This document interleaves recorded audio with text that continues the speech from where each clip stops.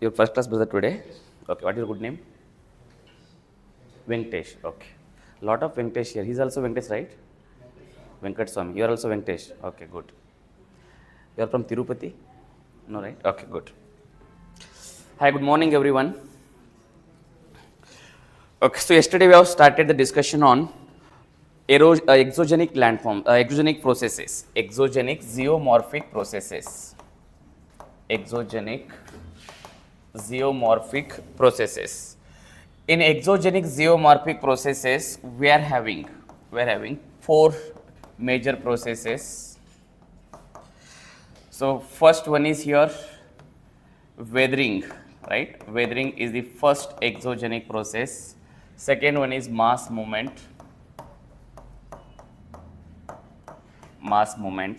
Third one is erosional, and fourth one is depositional, right? These are the four exogenic zeomorphic processes. Weathering meaning breakdown of larger rocks into small pieces or small debris of rocks or minerals, that we call weathering, right? And there are three types of weathering based on the factors of weathering. If the factor is climate, or you can say if the weathering causing factor is climate, then we call physical weathering. And if weathering causing factor is living organisms, then we call biological weathering. And if weathering causing factors are chemical reactions, then we call chemical weathering.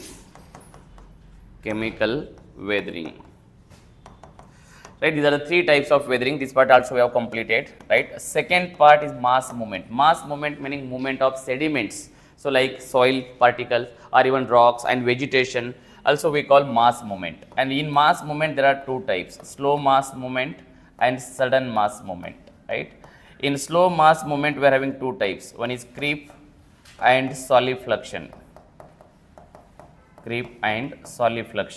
So creep meaning movement of sediments from dry region, so we call creep, and movement of sediments from wet region is known as solifluction, right? And in a sudden mass movement there are four types, one is earth flow, second one is mud flow, third one is landslides, and fourth one is avalanches.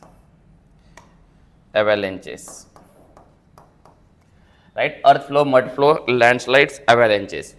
Earth flow meaning larger mass of sediments or vegetation soil, it slides down from the mountain areas due to heavy rainfall and due to less vegetation cover, right? So that we call earth flow. Mud flow meaning when the heavy rainfall occurs, maximum quantity of the soil it erodes or it flows along with the running water, so that we call mud flow.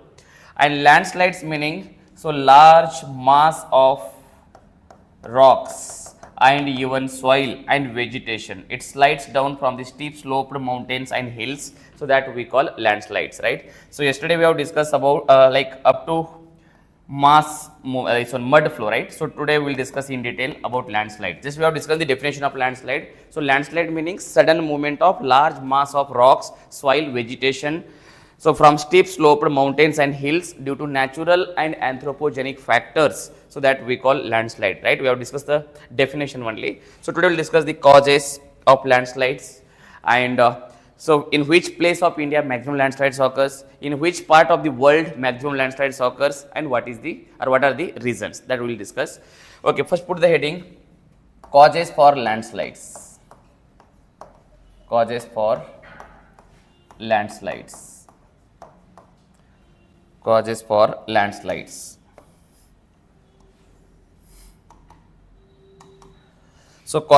landslides.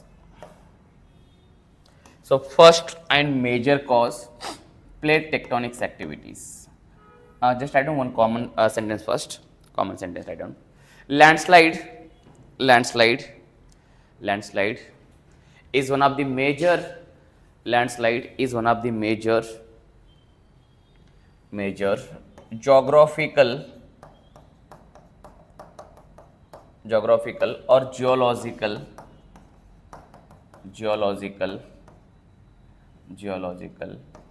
natural disaster. Landslide is one of the geographical or geological natural disaster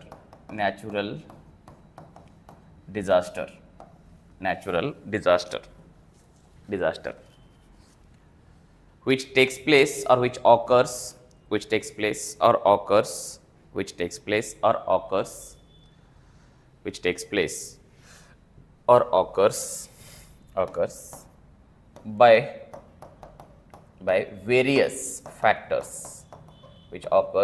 by various factors, those are as follows. Occurs by various factors. Those are as follows. Right? So in this first one, put the heading plate tectonics activities. You add one more word here, natural and artificial or man-made disaster. So geological, natural and man-made. Geological, you can give comma here, natural and man-made disaster which occurs by various factors. Those are as follows. First one is plate tectonics, or first you can mention natural causes. So natural causes for landslides.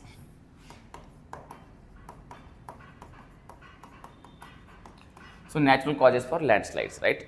Okay, listen first. So natural causes, the first important natural cause is plate tectonics. So when plate tectonics activity takes place, and when you listen the term plate tectonics, you should remember three types of plate movements. Which are the three types of plate movement? CPM, DPM and TPM. CPM meaning two plates will travel towards each other, and DPM meaning two plates will travel away from each other, and TPM meaning when two plates travels parallel to each other, we call TPM. And among all the three types of plate movement, so you will find the landslides, but maximum landslides occurs by CPM. So because it causes maximum subduction zone, or when the one plate goes downward, it causes the subduction zone, and that subduction zone leads to landslides, right? So there are three types of plate movements: CPM, DPM, TPM, and maximum landslides occurs by CPM, right? There is one point here. First one is under natural causes, plate tectonics activities. Plate tectonics activities.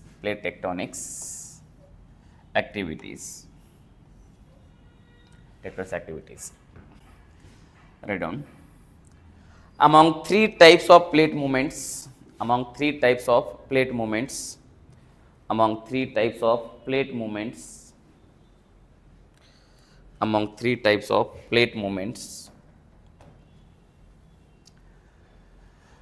CPM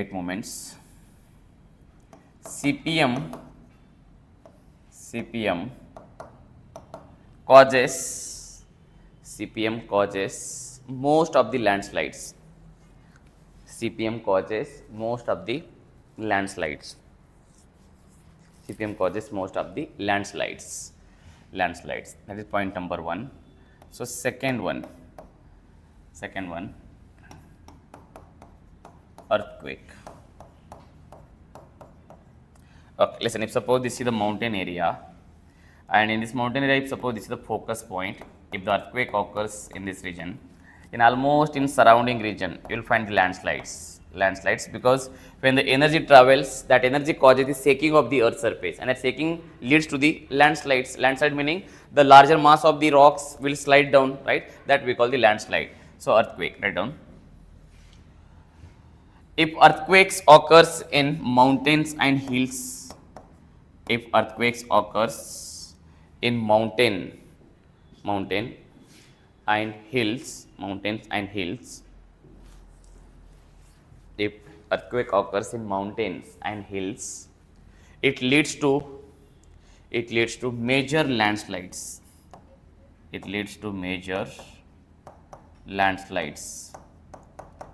it leads to major landslides. Very important point. It leads to major landslides. Example, Himalayas, comma, northeastern states, comma, Rockies, and Andes, etc. So more landslides occurs in these areas because of the earthquakes, right? That is point number 2. Now third cause for landslide, volcanic eruptions.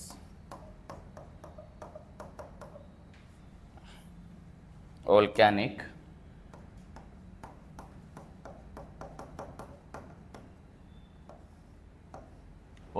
eruptions. Okay, listen. Suppose this is the Earth's surface and this is the magma chamber, and from magma chamber, so this magma travels or the volcanic material travels in almost all the directions where the weak areas are present, right? So this is the magma. This magma travels through all weak areas, and when this magma travels, it travels with huge energy and speed. When it travels with more speed, it causes the shaking of the earth's surface, and that leads to landslides. If the magma travels in the mountain areas, so then it causes the shaking of this earth's surface, and that leads to landslides, because magma travels with huge energy, with more force and more speed also. When it travels through that earth's surface, it causes the shaking of the earth's surface and leads to landslides. Write down volcanic eruptions. During volcanic eruptions, volcanic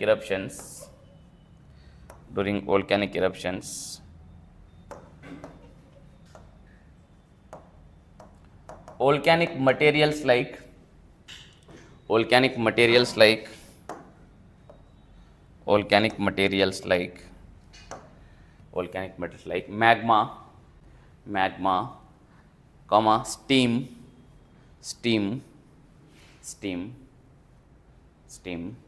comma, rocks, and minerals, etc. During volcanic eruptions, volcanic metals like magma, comma, steam, comma, minerals and rocks, etc. travels with more speed and energy. Travels with more speed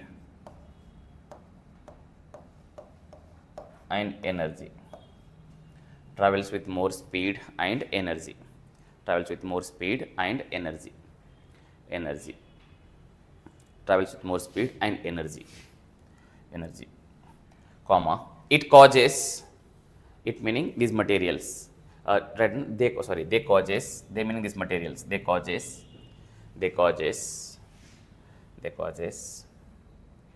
displacement of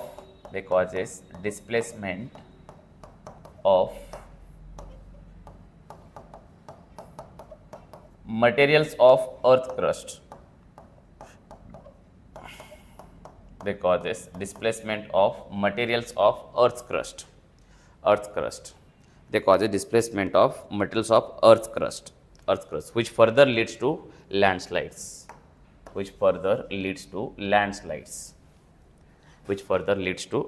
Such small diagram you have to draw in the exam. You will get very, very good marks, because these are my own diagrams, just based on the concept only I am giving the diagrams. And if you able to draw such diagrams, your answer will become the extraordinary as compared to other students, and that makes your answer more special than other answers, and that will get good marks, and your name will be there in the top 10, right? Okay, next point, fourth factor. We are discussing the natural causes. In that fourth natural cause, presence of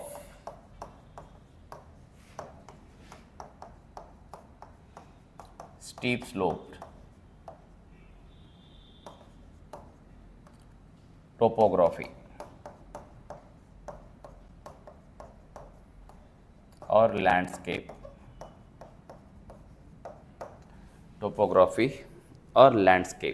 What is the meaning of topography or landscape?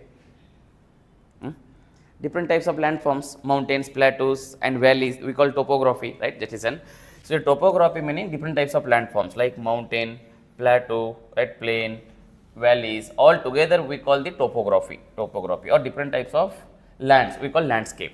So, we call like Telangana landscape is plateau like region, Himalayan landscape is a mountain like region, landscape meaning the area, right? Okay, listen. So, your presence of steep slope topography. So, steep slope topography, the topography can be mountain, the topography can be plateau, the topography can be plain or it can be valley. If there are steep valleys, listen carefully. If there are steep valleys or steep sloped valleys, and if there are steep sloped plateaus or steep sloped mountains or hills, so maximum landslides occurs in these areas.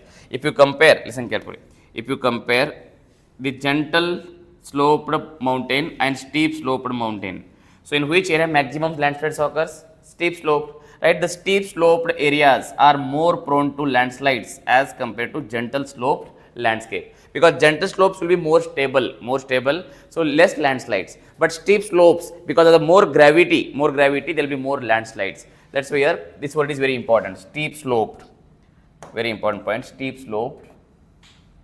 So steep slope topography or landscape, right? Just add one more point. What have you written? So presence of steep slope topography or landscape. Example: Himalayas, very important point. Himalayas. When you compare Himalayas and Western Ghats, so Himalayas are having steep slope and Western Ghats are having gentle slope. So presence of steep slope topography or landscape, right? Okay.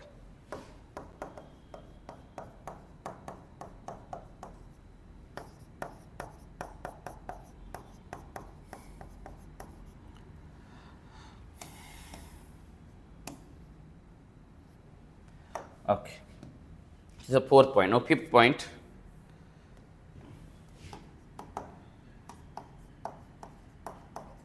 Heavy rainfall.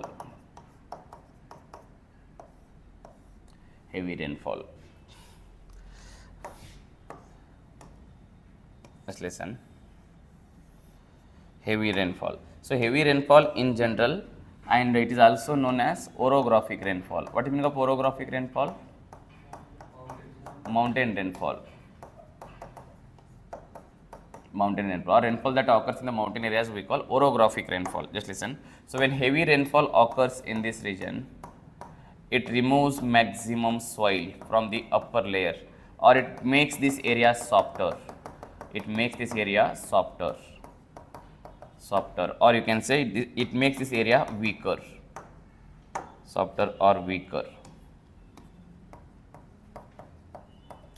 right? So your heavy rainfall, it leads to landslides because this area becomes weak and maximum soil will be eroded. Maximum here the mass of, you can see the larger group or mass of the soil will be eroded, and that we call the landslides. That's landslide occurs because of heavy rainfall, right? Just add one more line, write one point. Heavy rainfall. A heavy orographic rainfall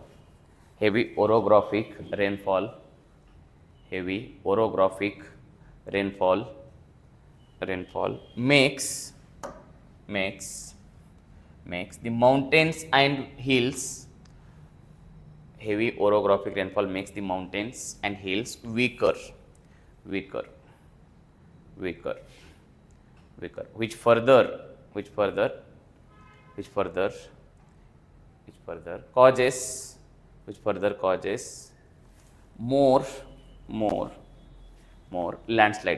causes more landslides, Okay, this is the fifth point. Heavy rainfall. Okay, sixth point. Less vegetation cover.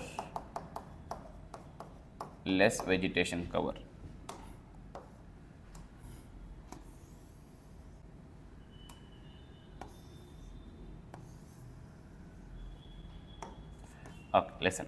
Suppose if there are more trees, the landslide will be less.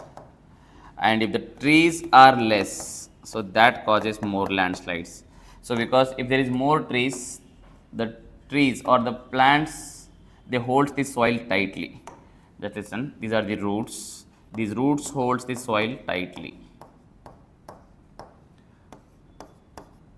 These are the roots of the trees. They hold the roots soil tightly. That's why soil erosion will be less and landslide also will be less. And if there is less vegetation cover, so that causes like the flow of the water or the speed of the water will be more if there is less vegetation cover. So with less vegetation cover, the water flows with more speed, that causes more soil from the surface and that leads to landslides. And if there is a trees, then the water will not flow with a more speed because that trees becomes barrier for the running water. Speed of the water decreases and ultimately soil erosion also decreases and that reduces the landslides, right. So, but less vegetation cover, it increases the landslides. Just write on one line here. In less vegetation cover areas, in less vegetation cover mountain areas, in less vegetation cover mountain areas, in less vegetation cover mountain areas, in less vegetation cover mountain areas, rainfall, rainwater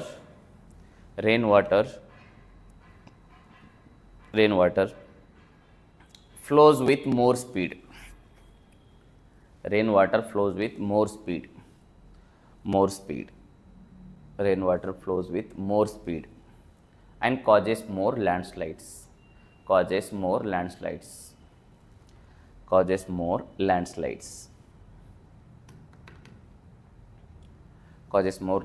right. This is point number 6. Now seventh point, cause for landslides in the natural category.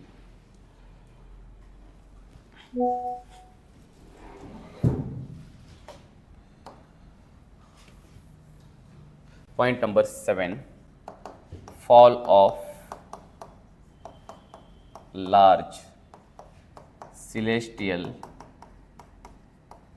bodies. Fall of large celestial bodies on mountains, on the surfaces of mountains, fall of large celestial bodies. So, large celestial bodies like meteorites and asteroids. So, fall of large celestial bodies on the surfaces of meteorites and asteroids,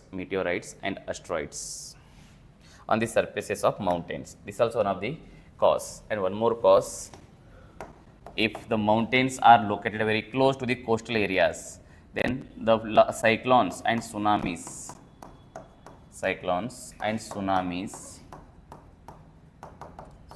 also causes the landslides. Cyclones and tsunamis, if the mountains are present in the coastal areas or inside the sea also, like islands, the large islands, they almost act like a mountain only. So, fall of large celestial bodies and cyclones, tsunamis, all these are the natural causes for landslides, right. Now, put the heading anthropogenic causes.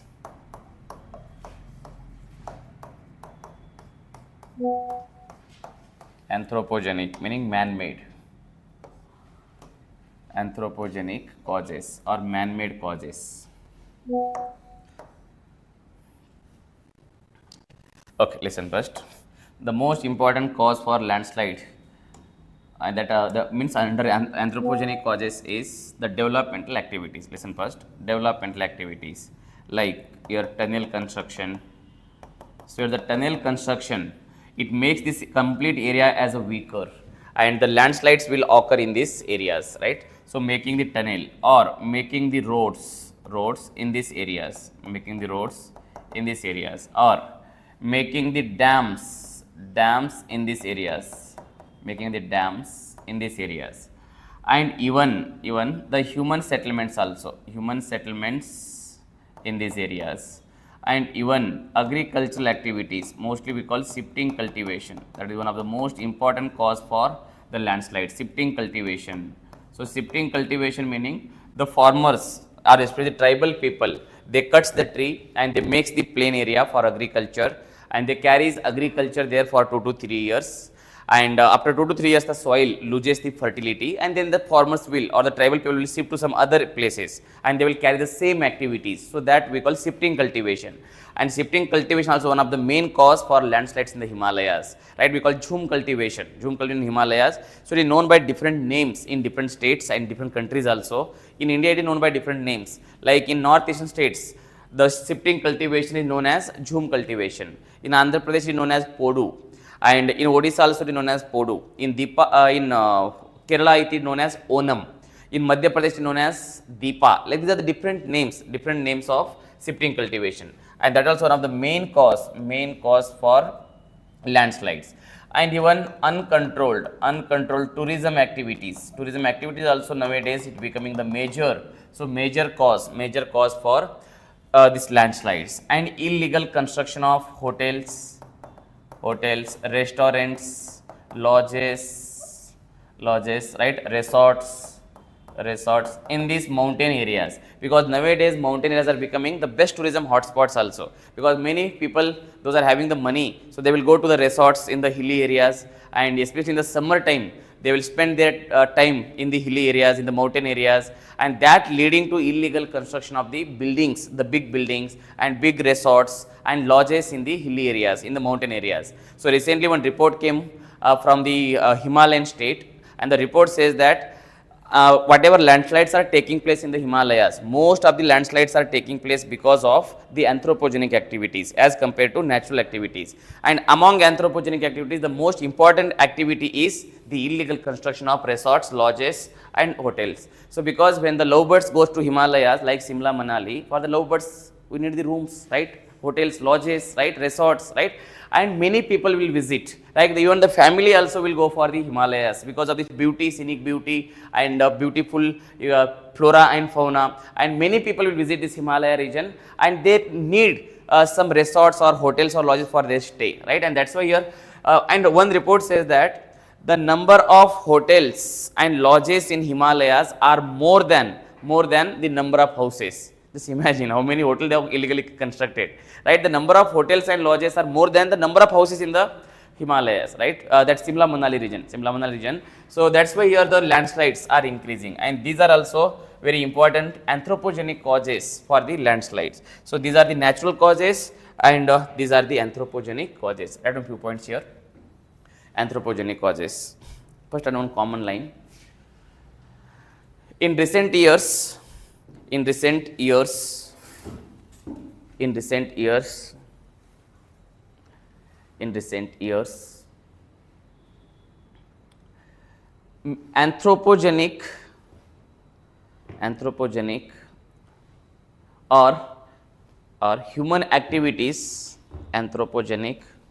or human activities, anthropogenic or human activities are becoming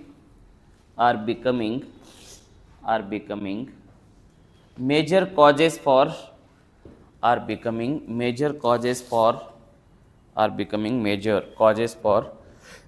landslides, are becoming major causes for landslides, full stop. Some of the major causes are as follows.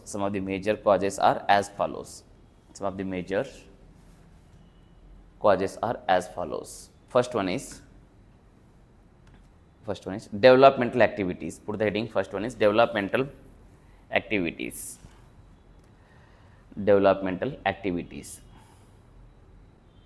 Write down under that only, developmental activities only.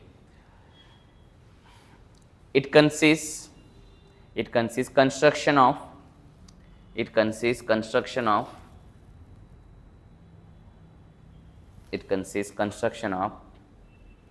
roads,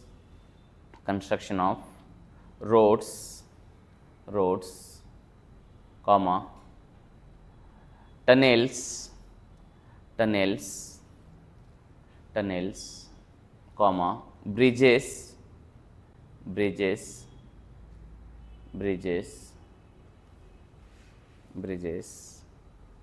and airports, etc. In northeastern states, even they are creating airports on the top of the mountain also. Airports, etc. etc. Full stop. That is the first important major cause. Second one,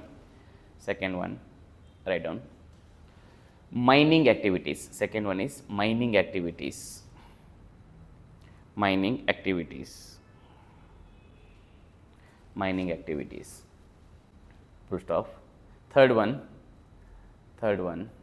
construction of large dams or multi-purpose hydro projects. Construction of large dams or multi-purpose hydro projects. Multi-purpose hydro projects.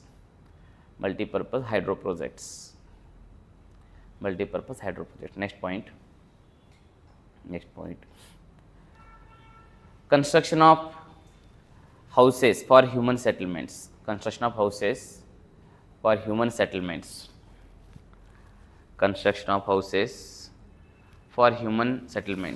Right. So your construction of houses for human settlements. So there are many causes for landslides, but one of the main cause for landslide is developmental activities, and within developmental activities, road construction, right, and even tunnel construction. So these also leading to the landslides. Even the mining activities also leads to the landslides, and even construction of dams also one of the major cause for landslides, right. One more important cause for landslide, write down in this anthropogenic causes only, that is shifting cultivation. Very important point. Shifting cultivation.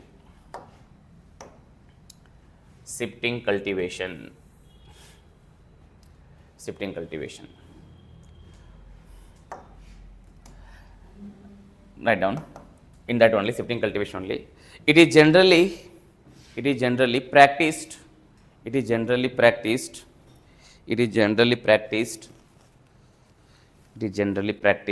by the tribal people. It is generally practiced by the tribal people. In mountain areas. It is generally practiced by tribal people in mountain areas. Full stop. In this type of farming,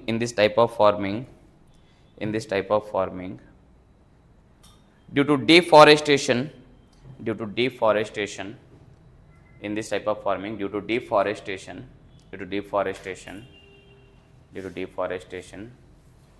landslides increases. Due to deforestation, landslides increases.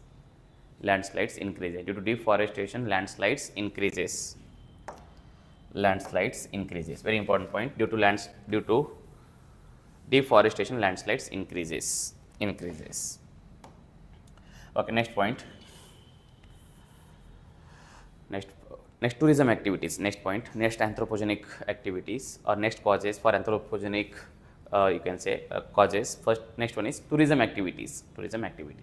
Write down uncontrolled tourism activities.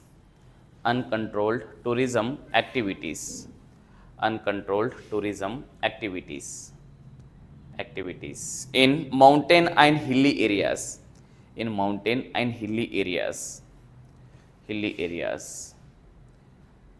Uncontrolled tourism activities in mountain and hilly areas. Full stop. Last point, write down. I think 7th or 8th point. 6th. Okay, write down. Construction of hotels, restaurants, lodges and resorts. Construction of hotels, restaurants, lodges and resorts in steep sloped mountains and hills. Okay. So this is about landslides. Very important one, landslide. So here the developmental activities. Nowadays developmental activities are becoming the major cause for landslides. So in India it is okay, but in China They have constructed the roads almost in a steep sloped mountains. I will show in small video. Just see how much like no in very steep sloped mountains they have created the roads. Very dangerous road, right? I will show you just 1 minute.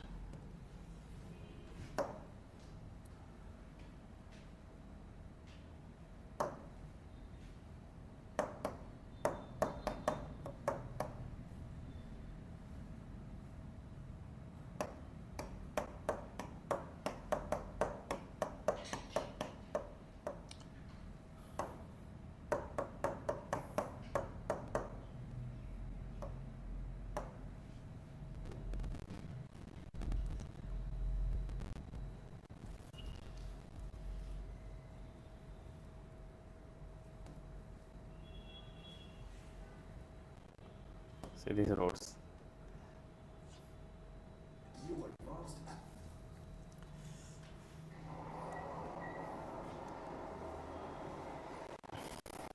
Almost steep sloped mountain.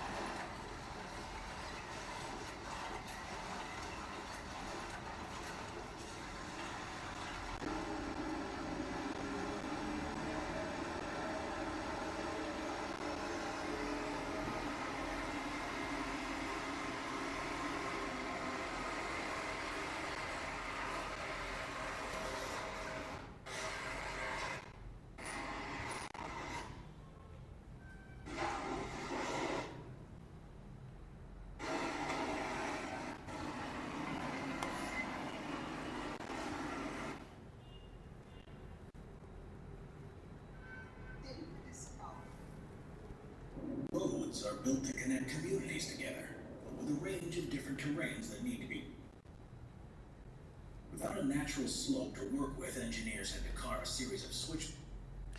That's the most spectacular and at one point, a dangerous construction process cost the lives of 810 Pakistani workers and 200 Chinese workers, most of them who fell victim.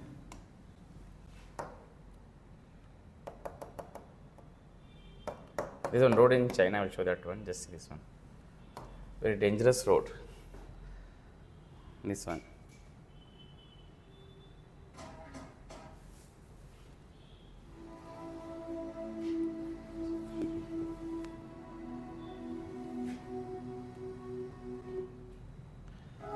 See this road.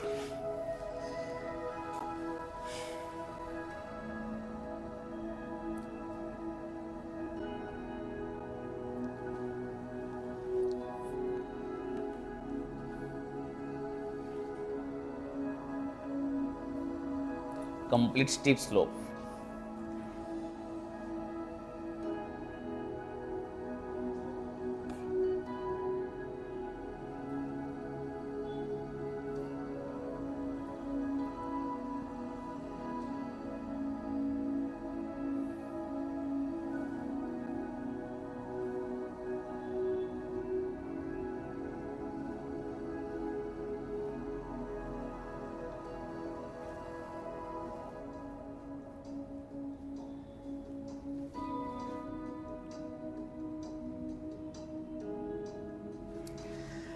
There is no any guarantee of survival here, but still the people will go there.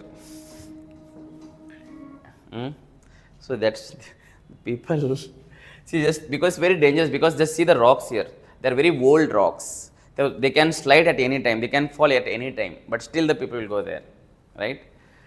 Okay, so these are the developmental activities and tourism activities, all they are leading to landslides. Very important topic, landslides. They ask the causes, what are the causes for landslides, right? No, just listen.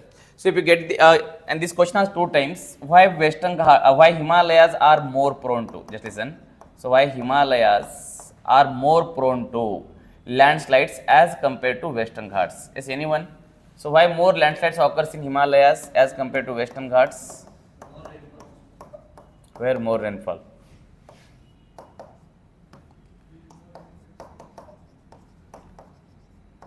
When you compare Himalayas and Western Ghats, so maximum landslides occurs in Himalayas. Why? What is the reason?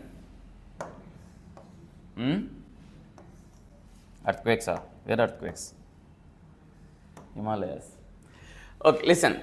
When you compare Western Ghats and Himalayas, most of the landslides occurs in Himalayas because the first point is the presence of steep sloped mountain.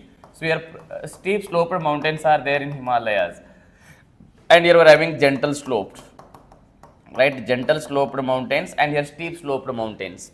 And second important point, presence of strong seismic zone. What is the meaning of seismic zone? Seismic zone meaning earthquake zone, or you can say plate tectonics activities are still active in this zone. So seismic zone, it comes under earthquake zone 5. Already we have discussed that earthquake zone 5 will be more prone to the earthquakes, right? So earthquake zone 5, and here Western Ghats comes under earthquake zone 3. It comes under earthquake zone 3. It comes under earthquake zone 5. Earthquake zone 5 meaning most risk zone, most risk prone zone, and it is moderate risk zone. It's a moderate risk zone. That already we have discussed. That like that you have to compare. And without comparing, you will not get the marks. Please remember, we have discussed while discussing that different types of zones, but that you have to interlink here, right? So your moderate risk zone, and that is most risk zone. And third point, so Himalayas are more prone to landslides. So because here less vegetation cover as compared to Western Ghats, less vegetation cover as compared to Western Ghats, and here more vegetation cover. And when you compare Himalayas and Western Ghats, so many rivers originates from Himalayas. Many rivers originates from Himalayas. Very important point. Many rivers originates from Himalayas, and few rivers originates from Western Ghats. So many rivers originates from Himalayas, and few rivers originates from, or lesser river you can say as compared to Himalayas, lesser rivers originates from Western Ghats, and many rivers originates from Himalayas. And fifth point, so here many multi-purpose hydro projects and lesser multi-purpose hydro projects. So because here the rivers are seasonal and here the rivers are perennial, the rivers flows throughout the year, that's why we are having many multi-purpose hydro projects. So because of flow of perennial rivers. As perennial meaning the rivers those flows throughout the year. So rivers those flows throughout the year we call perennial river, and because of the perennial river, so here many multi-purpose hydro projects are established, and here lesser multi-purpose hydro project because of the seasonal river. So here the seasonal river flows. Seasonal. What is the meaning of seasonal rivers? The rivers becomes dry in the summer time. Seasonal rivers. Here seasonal rivers flows, and here perennial rivers flows. Very important point. And one more very important point here, more human settlements in Western in Himalayas as compared to Western Ghats. More human settlements, and here lesser human settlements. Very important point. And seventh point, more tourism activities. More tourism activities. So because of beautiful places, and here lesser tourism activities.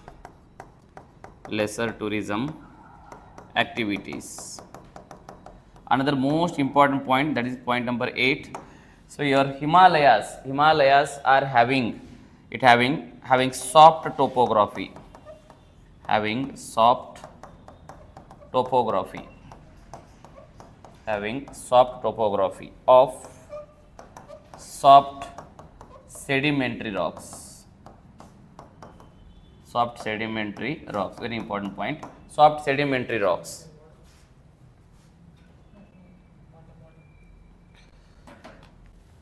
Soft sedimentary rocks, right? So remember, so Himalayas are having soft topography of soft sedimentary rocks, and here Western Ghats are having hard topography of igneous rocks. Hard topography of igneous rocks.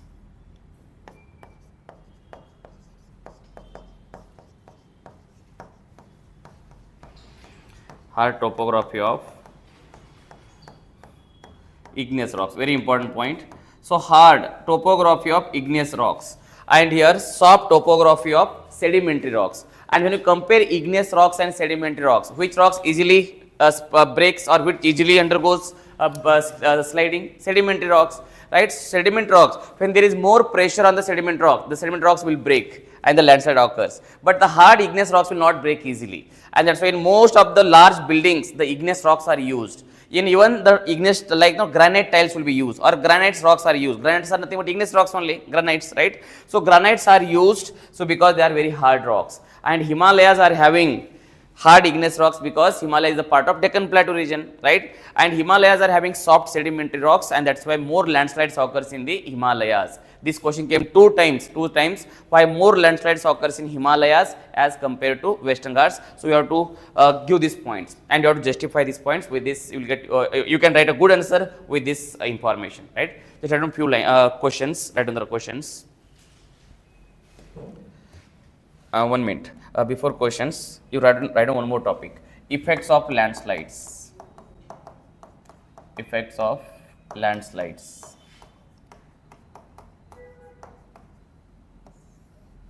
Effects of landslides. Okay, Meenakshi saying that Western Ghats are gentle sloped and Himalayas are steep sloped. Yes, correct statement. Nandu Rathod saying that convergence of two plates is very good. Correct, Nandu.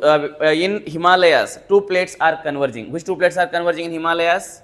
Indian plate and Eurasian plate. That already I mentioned here. Plate tectonic activities are very strong or very active in the Himalayas, but there is no such plate tectonic activities in Western Ghats. That is also one of the reason.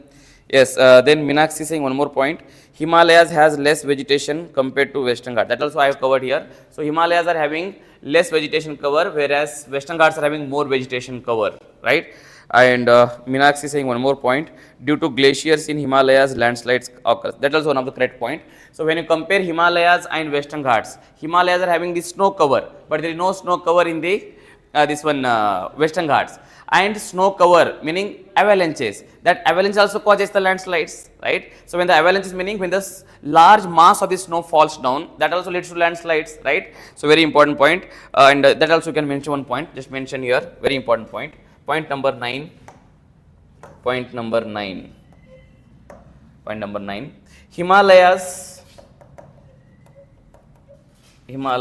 covers. Himalayas are having snow cover. Himalayas are having snow cover.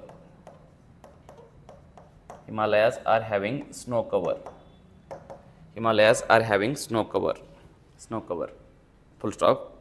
In the same line, avalanches from Himalayas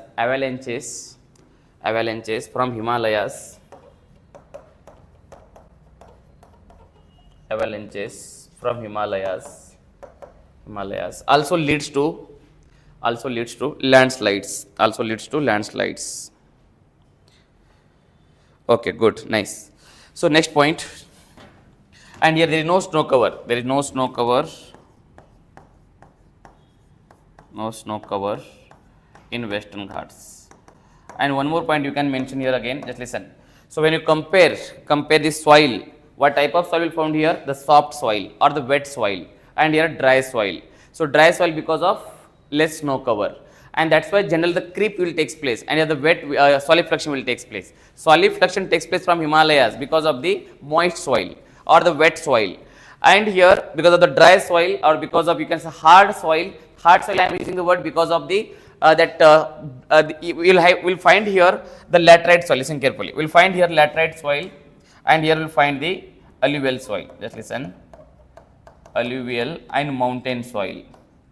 Alluvial and mountain soil will found in this region, and in this region you will find mostly the laterite soil, and laterite soil it will be little bit sticky, so it will not easily slide down.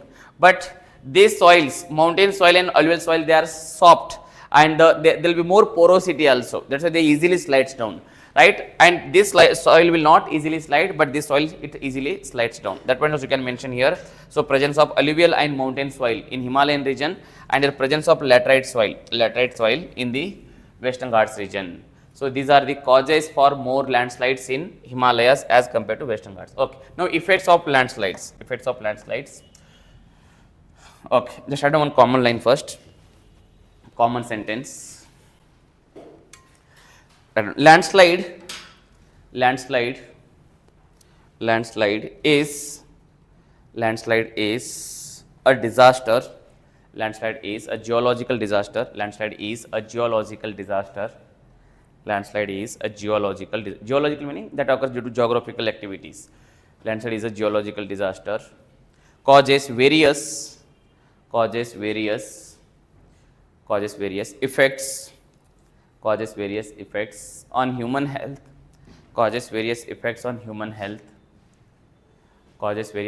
on human health. Comma, environment,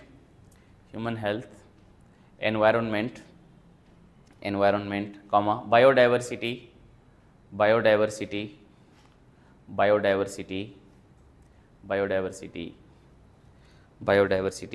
and economy.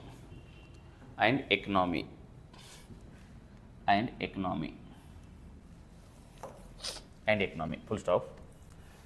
Okay, first item, first effect. Loss of human life.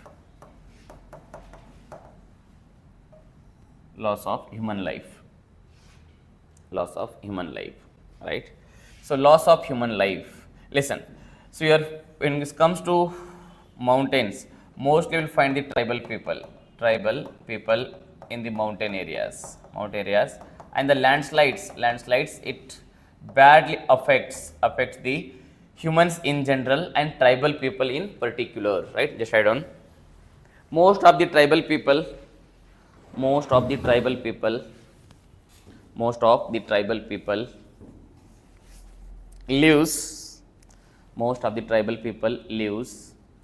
lives in mountain and hilly areas.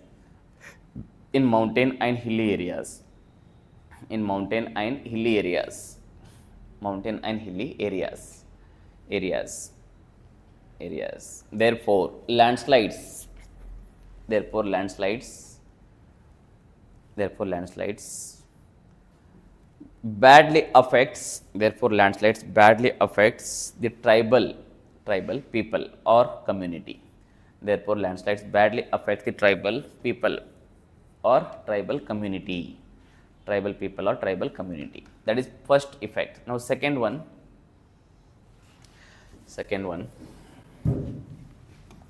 Okay, listen first. If suppose, so this is the valley area.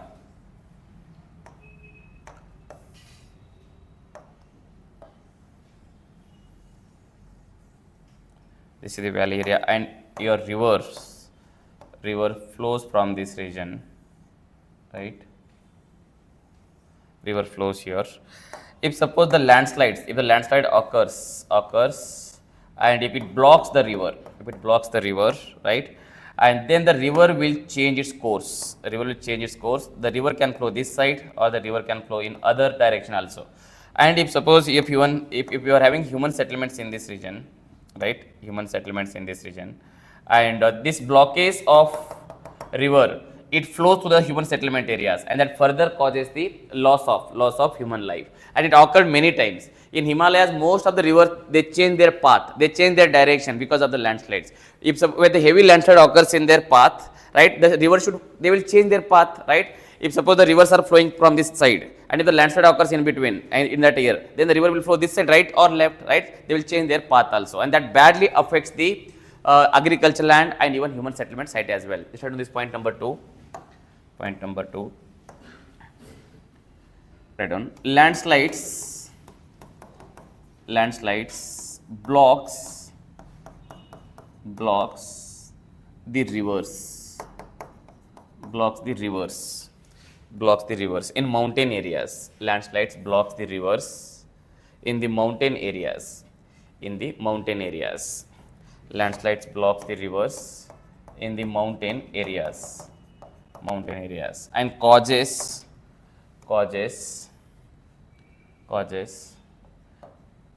change of their path, and causes the change of their path or direction,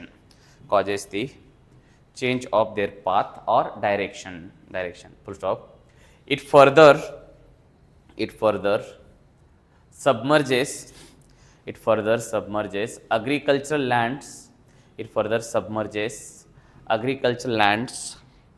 and human settlements. It further submerges agricultural lands and human settlements. Okay, so this is about the second effect. Now third effect.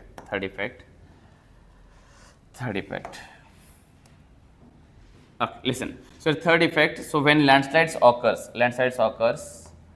the loss of vegetation also takes place, and that loss of vegetation, it leads to loss of flora, and with loss of flora, so loss of birds also takes place, loss of animals also takes place, because the animals also depends in these areas only, and due to loss of habitat meaning their living places. When this area will be affected, the animals which will found in that area, they also will be affected, animals, birds, right, that we call loss of biodiversity. Bio meaning life, diversity meaning different types of life. So different types of life will be affected, that we call loss of biodiversity. That is point number 3. Landslides causes loss of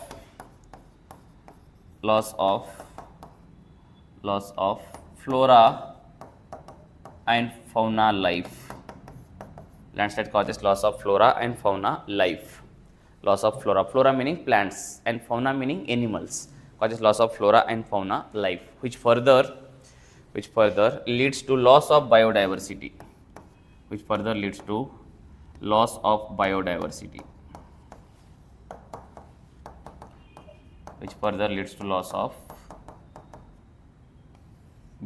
Very important point, which further leads to loss of biodiversity. Full stop. Point number 4. Fourth effect. Okay, listen.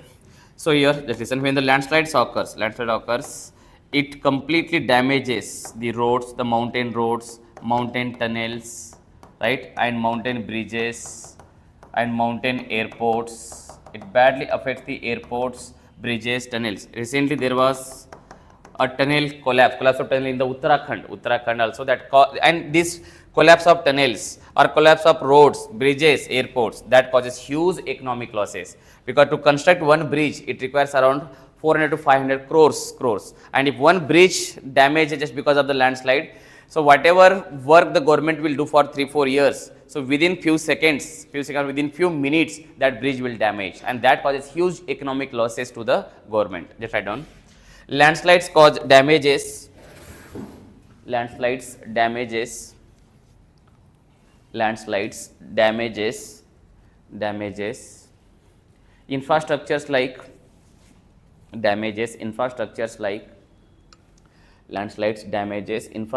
like roads, tunnels,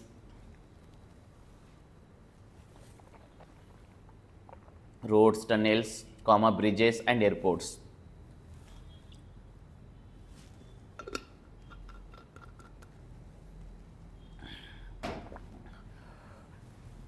Landslides damages infrastructures like roads, tunnels, bridges and airports. Full stop. In the same point, fourth point only, it causes huge economic losses to the government. It causes huge economic losses to the governments. It causes huge economic losses to the governments. Governments meaning here both state and central governments. It causes huge economic losses to the governments. Huge economic losses to the governments, right? Full stop. So this and even one more effect of landslide, just listen. So because of the landslides, this mountain may convert into hills, the mountain may convert into plateaus also. The change of landform also takes place by the landslide. Just write down point number 5. Landslides causes the changes in the topography. Landslides causes the changes in the topography or landscape. Landslides causes the changes in the topography.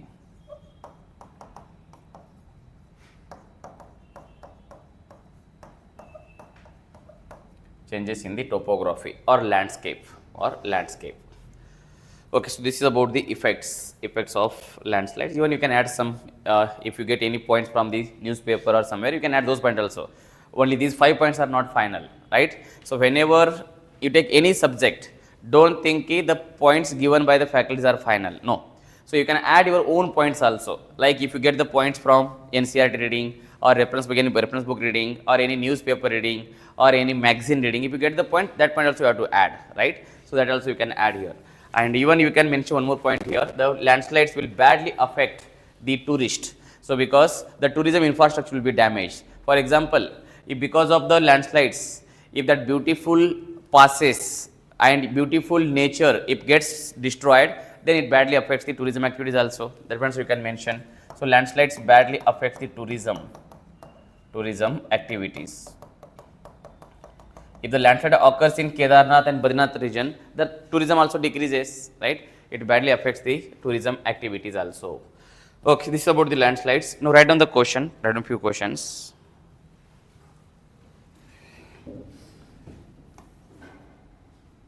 Mains questions. 1 minute. I will give the questions at the end. So because all the questions at a time I will give. Okay, now put the heading avalanches.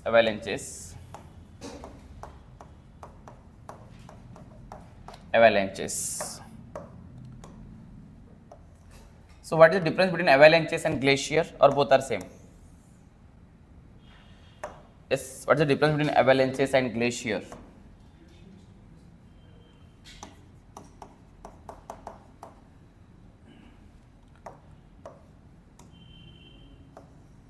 Okay, take this diagram.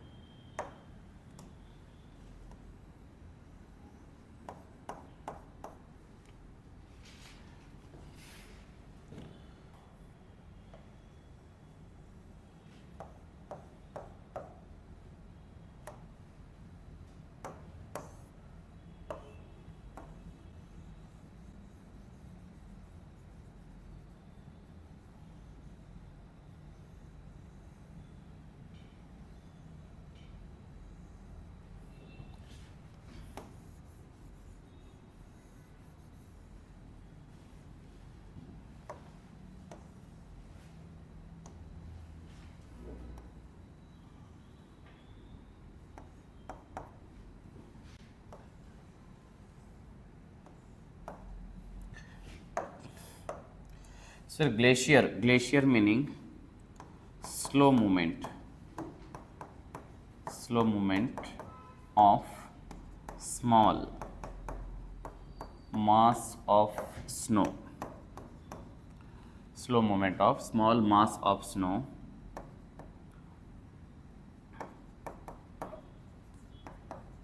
along the slopes of the mountains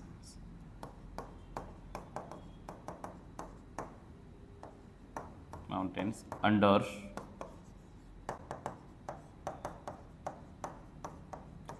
the influence of gravity is known as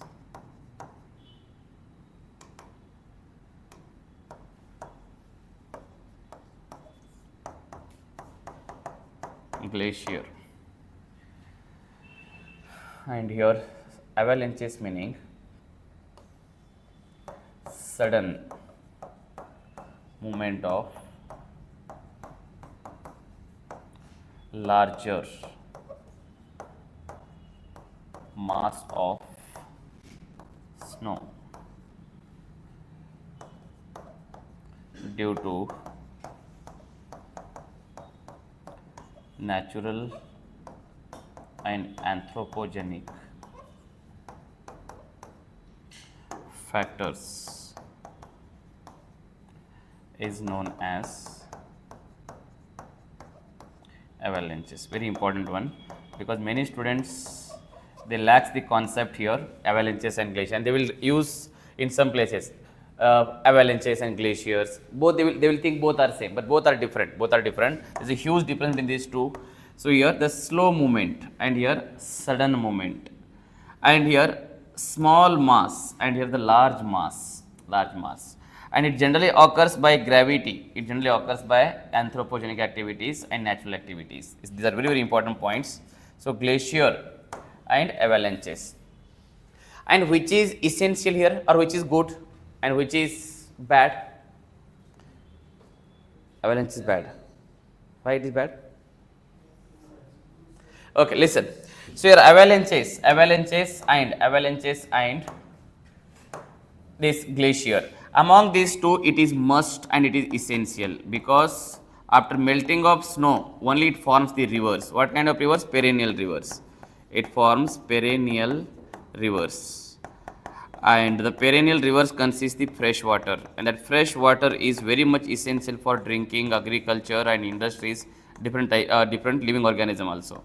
So it forms the perennial rivers, and it causes these severe floods that we call flash floods. So when the avalanches occurs, it causes the flash floods, and when the glacier occurs, it causes the formation of perennial rivers, and that's why it is essential phenomenon. It's a good phenomenon, required phenomenon, and it is negative phenomenon, and that's why we call avalanches as the disaster. So it is the disaster, right? Disaster.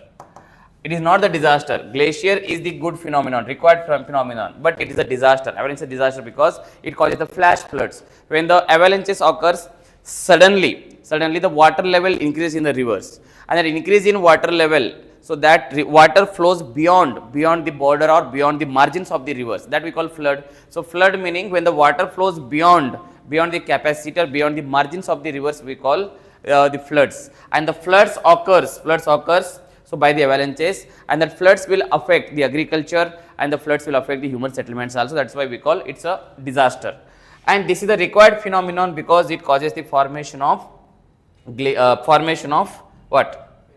Perennial rivers. And the perennial rivers are essential for life, for agriculture, for industries, for human settlements, right? That's why it's very, very important, glacier and avalanches. So next point, write down. Next point. Causes for avalanches. Causes for avalanches.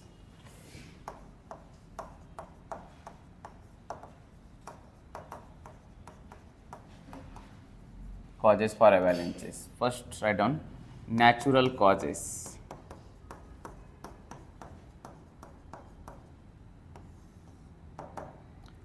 Natural causes, right? Natural causes. Okay, in natural causes, the first natural cause is plate tectonics again. Plate tectonics. Very important, plate tectonics. So in plate tectonics, again most of the avalanches occurs by CPM, convergent plate movement. When two plate travels, so one plate subducts, one plate folds up, and with the subduction, so that causes the sudden movement of the larger mass of snow that we call avalanches. Write one line here. Generally CPM convergent plate movement, generally CPM convergent plate movement causes most of the landslides, causes most of the landslides. Then most of the landslides. Next point, second one, earthquakes. If earthquakes occurs in Himalayas, that leads to avalanches. Earthquakes in snow-covered areas, snow-covered mountain areas. Earthquakes in snow-covered mountain areas. Earthquakes in snow-covered mountain areas. Right? Listen, if earthquake occurs in Himalayas, that leads to sudden fall of snow, that we call avalanches. Right? Earthquakes in snow-covered mountains like Himalayas. Earthquakes in snow-covered mountains like Himalayas. Third point, landslides in snow-covered mountains like Himalayas. Landslides in snow-covered mountains like Himalayas, right? Okay, just listen. Suppose this is the mountain and this is the snow cover, right? And if the landslide occurs here, just listen, if the landslide occurs here, and this landslide occurs because of the snow cover only, this area remains wet, this area becomes very soft, and the landslide occurs here, and with the landslide, the large mass of snow also slides down, and that we call avalanches. When the landslide occurs, that also leads to the avalanches, right? So here, if it occurs landslide, it leads to avalanches. These small diagrams will make your career, will help you to get good marks also. Very small diagrams. Listen, a landslide, if you write just landslides causes avalanches. So some student, and sometime it will give the incomplete information, but now it's very clear. If the landslide occurs at the lower part, so that this part becomes very weak again, and because of the landslide, that upper part also slides down, and that we call avalanches, right? Avalanches. Next point. Fourth one, under natural causes, volcanic eruptions. Volcanic eruptions in snow-covered areas. Volcanic eruptions in snow-covered areas. Volcanic eruptions in snow-covered areas. Right? So this is also one of the cause. Fifth point. Sometimes heavy rainfall also causes avalanches. Heavy rainfall also causes avalanches. Sixth one, cloud burst also causes. What is cloud burst? Sudden rainfall in a particular area of what size? 20 to 30 square kilometers. And how much amount of rainfall? 100 mm or 10 centimeter. In how many time? How much time? 1 hour. Is very good. Listen, according to which organization? IMD. What is IMD? Indian Meteorological Department. According to IMD, if 100 mm or 10 centimeter rainfall occurs in 20 to 30 square kilometer area in 1 hour, we call cloud burst. If that cloud burst occurs on the snow covered areas, that causes avalanches, right? Avalanches. So these are the natural causes for the avalanches. Or even you can mention that fall of celestial body also. If the celestial body falls on that Himalaya, maximum snow will be sliding down, right? Fall of celestial bodies, on the surface of snow covered mountains. Fall of celestial bodies like meteorites and asteroids. Fall of celestial bodies like meteorites and asteroids. Fall of celestial bodies like meteorites and asteroids on the surfaces of snow covered mountains like Himalayas. If any meteorite falls on the Himalayas, a huge amount of the snow will slide down, that we call avalanches, right? Okay, last one point number 8. Severe global warming, severe global warming, and this severe global warming will melt most of the snow, and that causes the avalanches, right? So severe global warming. So these are the natural causes, and most of the avalanches occurs by the natural causes. Now put the heading anthropogenic causes.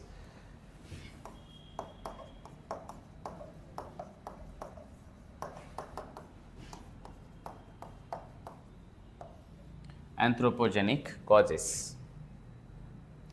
Anthropogenic causes, right? Okay, in that the most important cause is, so your mining activities near snow covered areas, mining activities near, so mining activities near snow covered area, that is the main activity or major cause, mining activities near snow covered area. Why, what is the reason? Why, how the mining will cause avalanches? So mining causes landslides and landslide causes avalanches. That is one reason. And one more point, listen, from mining activities, listen carefully. Suppose if the mining activities are going in this region, in this snow covered area, just listen, if suppose this is the mountain region, and if the mining activity is taking place in this region, mining, and because of the mining in this region, CO2, carbon dioxide releases. And with increase in CO2, and CO2 is the greenhouse gas, and with increase in CO2, global warming increases, and with increase in global warming, avalanches also increases. That is one reason. And one more point, so from mining activities,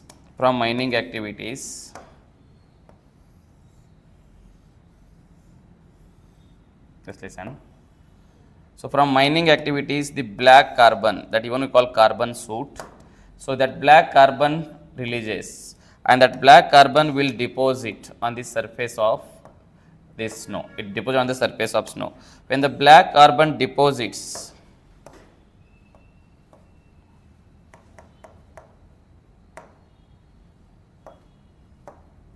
on the surface of the snow, your sunlight, remember, when the sunlight falls on this carbon, that sunlight will be absorbed, right? Its sunlight will be absorbed. The black carbon absorbs the sunlight. And that white surface will reflect the light. Listen carefully. The snow surface reflects the light, and that we call albedo. Just listen first here. Albedo effect, right? Albedo effect meaning, so here the amount of incoming solar radiation will reflected back by the snow cover or by reflected back by any clouds also. So if the incoming solar radiation, that we call insolation, if the insolation reflects back from any surface, that we call albedo effect. For example, in the summer time, the parents and teachers will recommend you to wear the white clothes. Why? What is the reason? Because white clothes we are the best reflectors. They reflect the sunlight, and our body remains cool.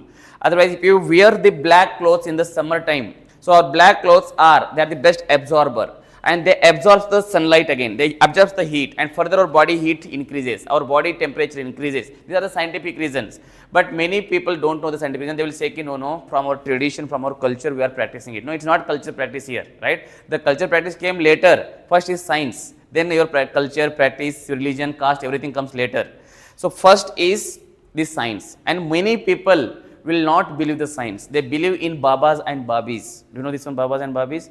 They will say hi, and right, and they will start, right, exploiting the people by saying this song, they will say, some people you might be seen, they will see the future of the people, right, with the help of the parrot will come and it will just draw that one cheaty, right, and by seeing that one, they will see the future, they will tell the future of others. They don't know their future, that's why they are sitting on the street, right, and they will tell the futures of others. So because lot of, we can say, these are superficial things, right, but you are well educated, at least believe the science, and if you believe the science, you will be never cheated.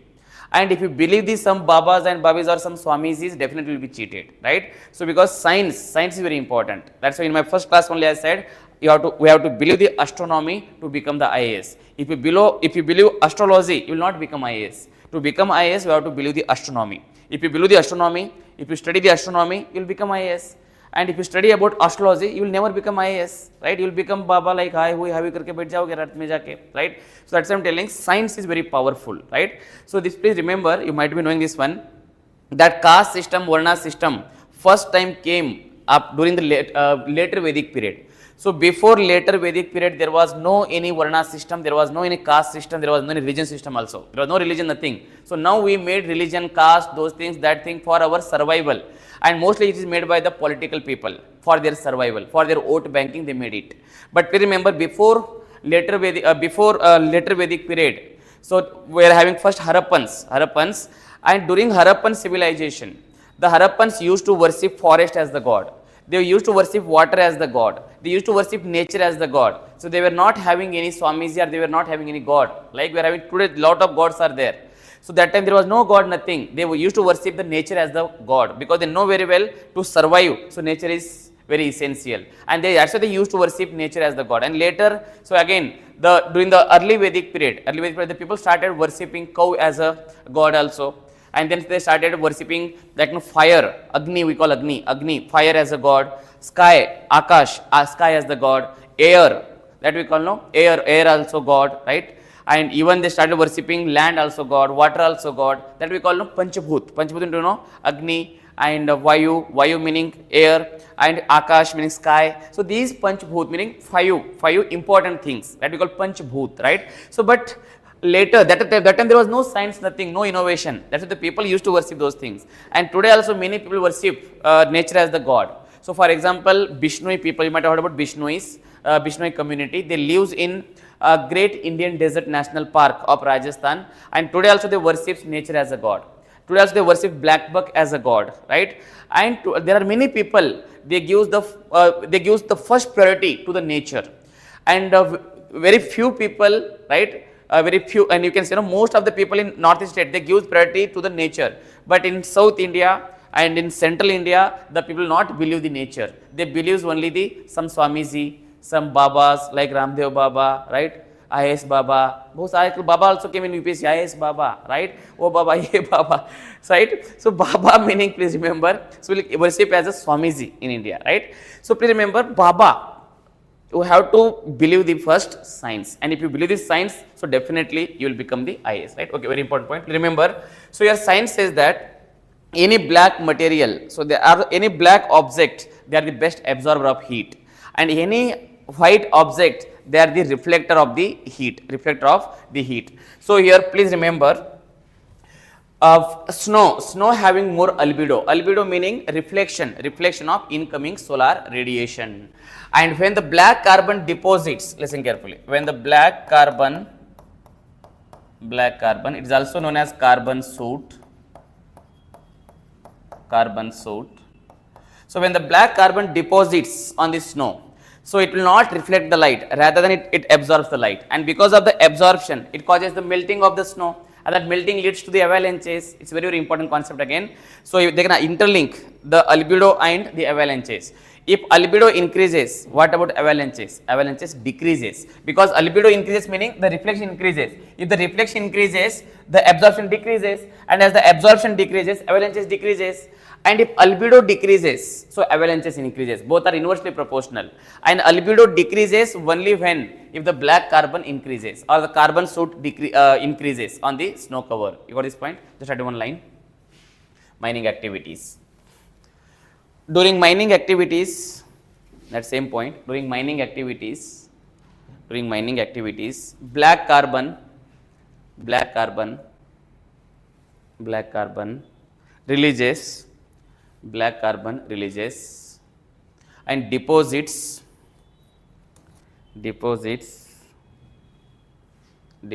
on the surfaces of snow. Full stop. Black carbon absorbs the sun radiation. Black carbon absorbs the sun's radiation black carbon absorbs the sun's radiation and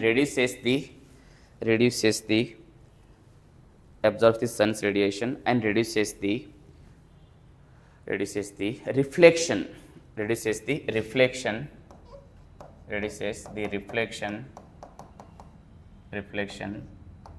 of reduces the reflection of incoming solar radiation, reduces the reflection of incoming solar radiation, reduces the reflection of incoming solar radiation, that is reduces the albedo, reduces the albedo, reduces the albedo, full stop. It causes melting of snow or ice. It causes the melting of ice. And leads to avalanches. It causes the melting of ice and leads to avalanches. That is the first point. Now second point.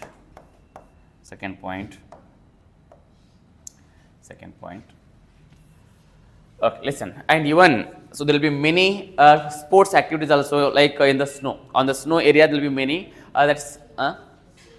skiing activities. So and that activity also leads to even avalanches, right? Just write down various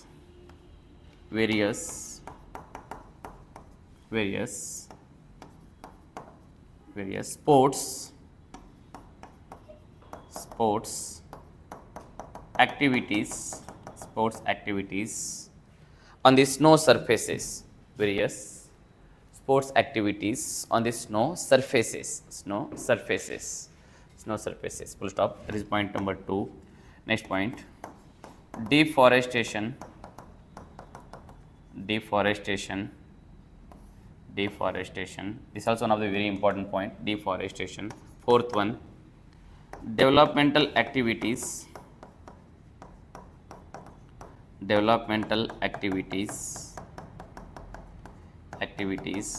like tunnel. 1 minute. Development activity like construction of tunnel, road, bridges,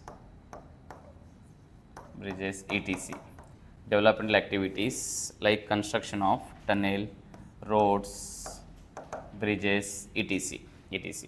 And recently you might have heard about Atal Tunnel inaugurated in Himachal Pradesh, and that almost goes from the mountain which having the snow cover, and that definitely affects that also causes the avalanches because of more movement of the vehicles, more emissions of the carbon dioxide, and more melting of that snow, and that causes the avalanches, right?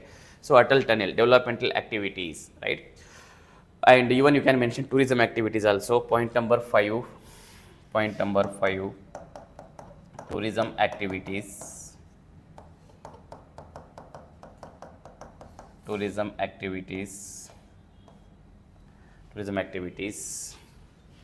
And even sixth one, human settlements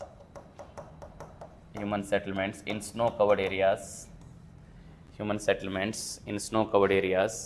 So even the people lives in that snow covered areas. Even the snow continuously falls, but still the people will survive there, right? I will show you one small video. Just listen here.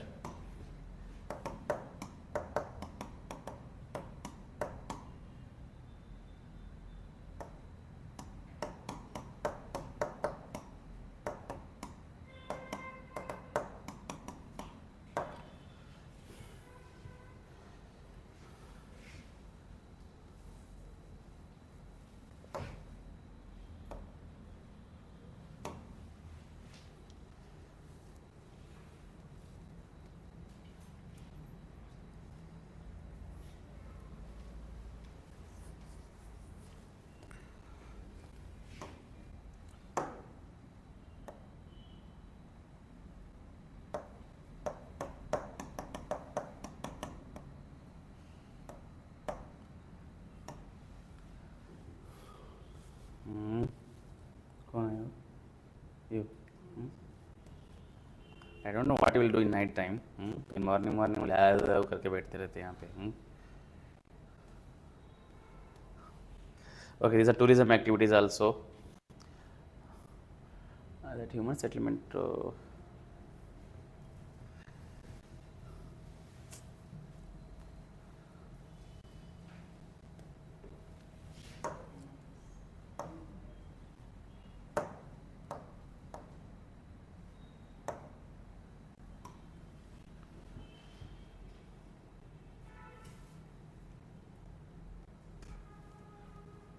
The videos are not given here. Okay.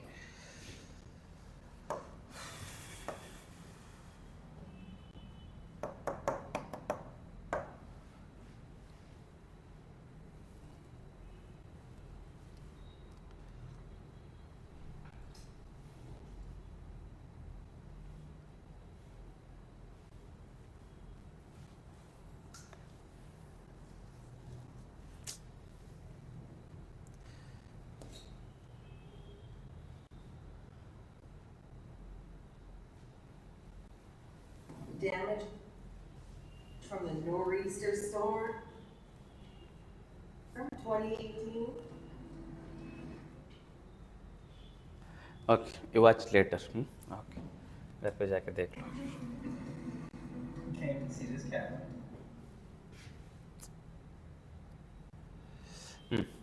So these are the important causes for avalanches. There are some effects of avalanches.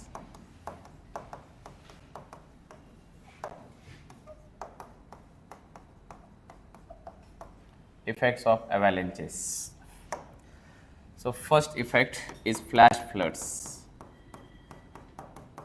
Flash floods, very important. Flash meaning sudden floods. Write down. Major avalanches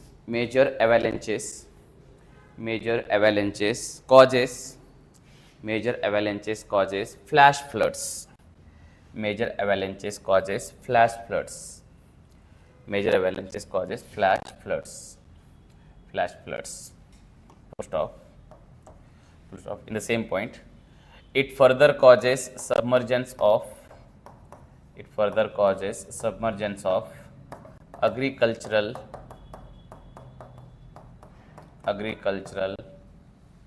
land. It further causes submergence of agricultural land and human settlement sites. Human settlements.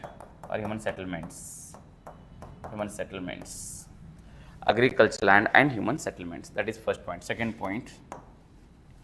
So it causes rise in sea level. What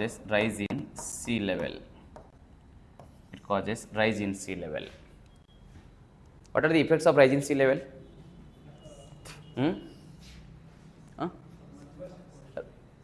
Submergence of coastal, very good. Coastal ecosystems like mangroves, coral reefs, and only sea turtles, right? So submergence of coastal ecosystems. Then what else? What is the other effect of rising sea level? Damages? Harbors, okay, harbors or ports. Ports or harbors, it's very good. Submergence or damage to the ports, it's very good. Then what else? Submergence of islands, very good. Submergence of islands, then? Okay, very good. Listen. So here when fresh water, listen carefully. So here if suppose this is the mountain and there are many oceans and sea, they are directly linked with that are very close to such snow covered mountains, right? And if large quantity of snow slides down, that we call avalanches, and it adds the fresh water. To the oceans, and when the fresh water is added, it reduces the salinity. Just listen first. It reduces the salinity of the ocean water. So salinity of ocean water decreases. So salinity of ocean water decreases with increase in the fresh water. When the fresh water increases, salinity of the fresh water, ocean water decreases. And there are many plants, especially the coastal plants like mangroves. They require saline water. Listen. So here the mangroves requires this saline water, and with increase in fresh water, so even this ecosystem also damages, right? And even for coral reefs, the coral reefs that grows in these areas, it requires again the saline water or salty water, And with increase in fresh water, again the coral bleaching also increases. So coral bleaching. What do you mean of coral bleaching? Okay, listen. So coral bleaching meaning the colorful or beautiful corals loses their colors and they becomes a white skeleton like structure, and such that phenomenon we call coral bleaching. Coral bleaching meaning the losing the color. So corals loses their color because after their death they loses the color. Leave about the coral, the humans also we lose our color when we die. Do you know this one? Our body completely becomes black. If you dies, our body completely becomes black. If you keep the dead body for 3 days, nobody will recognize also who is the person. So this is that's why life. So we are having the respect to this body till we are alive, and after our death there is no meaning, no respect to this body. Whatever money you are having in your account, no use. So till you are alive, so that is everything is there, respect and those things, that thing. And please remember that death can occur in 1 minute. And for that 1 minute death, we have to struggle for 60, 70 years, right? So 60, 70, and now you are struggling to become IAS, but we don't know when what happens, right? Today we are teaching, so tomorrow I am teaching or not, nobody knows, right? Because it's science again. Nothing will happen to me, but please, because of science, right? Because whatever written or whatever happens, or whatever should it, because what should happen will happen. Okay, nobody will avoid it, right? It's very difficult to avoid also. So because some people will say no, it is already scripted. That scripted things can't be changed, right? Okay, please come to the point. So here the coral bleaching meaning the corals loses their color and they becomes a white skeleton like structure. So that phenomenon we call coral bleaching, and there are different causes for coral bleaching, but one of the cause for coral bleaching is so decrease in the salinity. So because for corals the required salinity is almost 20 to 40 salinity, 20 to 40 ppt. PPT meaning parts per thousand. So 20 to 40 PPT, it's the best range or ideal range for growth of corals. If the salinity increases beyond 40, also not good for the growth of corals. If salinity declines or decreases below the 20 PPT, also not good for the corals, right? So the best range of salinity for the growth of corals is 20 to 40 PPT, and with addition of fresh water by the avalanches, the salinity comes down and that causes the coral bleaching, right? That is one point. And one more point, suppose this is the island, right? This is the island, and if there are some human settlements also on this island, some human settlements, if the sea level rises, so most of the human settlement also submerges, right? That island also submerges, so that also one of the effect. So all these are the effects are directly associated with the avalanches, right? Right on these few points. Rise in sea level, rise in sea level. In the same point, write down rise in sea level. It causes, means rise in sea level, it causes following major effects. It causes following major effects. It causes following major effects. It causes following major effects. In that first one, submergence of islands, submergence of islands, submergence of islands,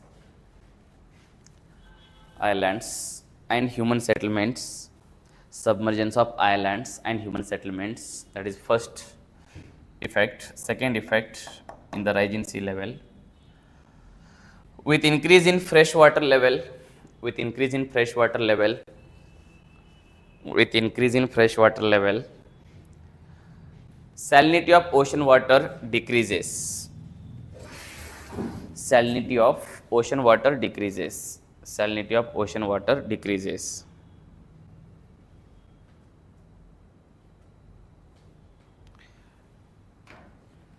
With addition of fresh water, salinity of ocean water decreases. Full stop. In the same point, it further affects the growth of corals. It further affects the growth of corals and mangroves. It further affects the growth of corals and mangroves. Full stop. In the same point, in the second point only, it also causes coral bleaching. It also causes coral bleaching. It also causes coral bleaching. It also causes coral bleaching, right? It also causes coral bleaching. Full stop. Okay, this is about The second point, rise in sea level. Now third point, write down avalanches. Third point, it badly affects the coastal communities. It badly affects the coastal communities. It badly affects the coastal communities, and it badly affects the coastal communities. Coastal communities. Fourth point. So it badly affects the coastal communities.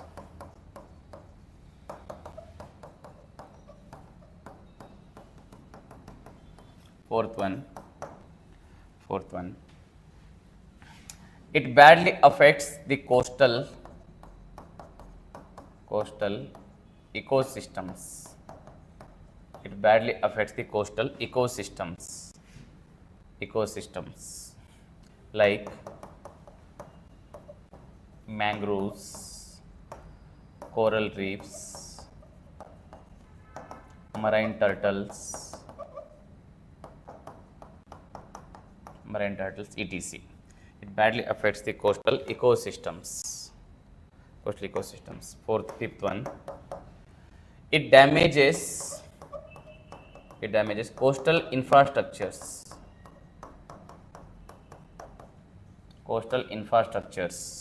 Like ports and tourism places. It damages coastal infrastructures like ports and tourism places. So this is about the avalanches, and with this we have completed avalanches as well. So we are discussing here, just listen, we are discussing about the exogenic geomorphic processes. In exogenic geomorphic processes, we are having total 4 types, right?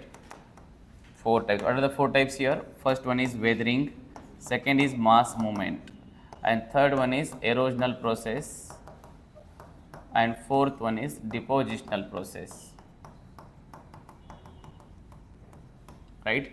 So weathering and mass movement, and within mass movement there are 2 types. One is slow mass movement and sudden mass movement, and within sudden mass movement there are 4 types, right? So one is earth flow, mud flow, landslides, avalanches, and we have completed this part. We have completed till mass movement. Now we are left with 2 more topics, that is erosional land masses and depositional erosional processes and depositional processes. Right, in that first I do the questions on these 2. Can I give the question at the end of the class? That will be better, right? Okay. So your next one is, put the heading, erosional and depositional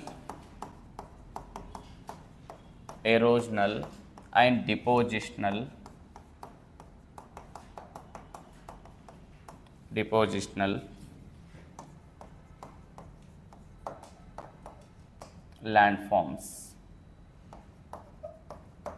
Erosional and depositional processes first.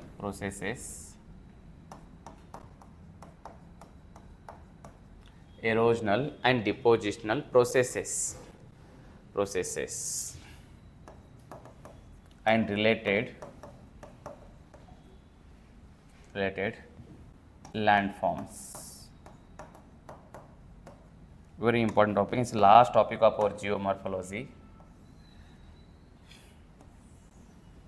Erosional and depositional processes and related landforms. Very important topic, and last topic of our geomorphology, and most important topic also, right? So erosional and depositional processes and related landforms. But listen first. If suppose this is there are 2 landforms. One is elevated landforms and second is the depressional landform. Suppose this is the elevated landform,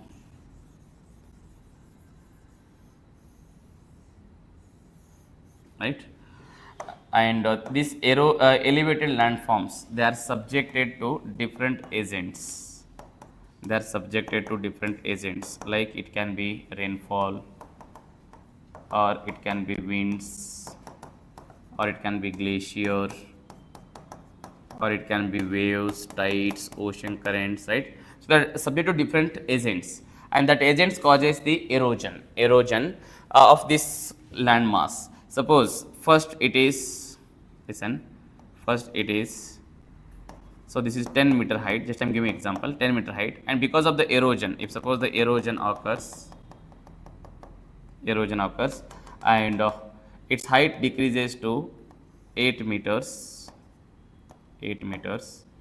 right, its height decreases to 8 meters, and that 2 meter, whatever the metal removed, that metal will deposit in this region, right. So the 2 meter metal will deposit, so here the 2 meter will rise here, so it's the bottom, and from the bottom 2 meter will rise here, 2 meter will rise, just I am giving example, right. So not exactly 2 meter will increase and decrease, so sometime it will be variation also.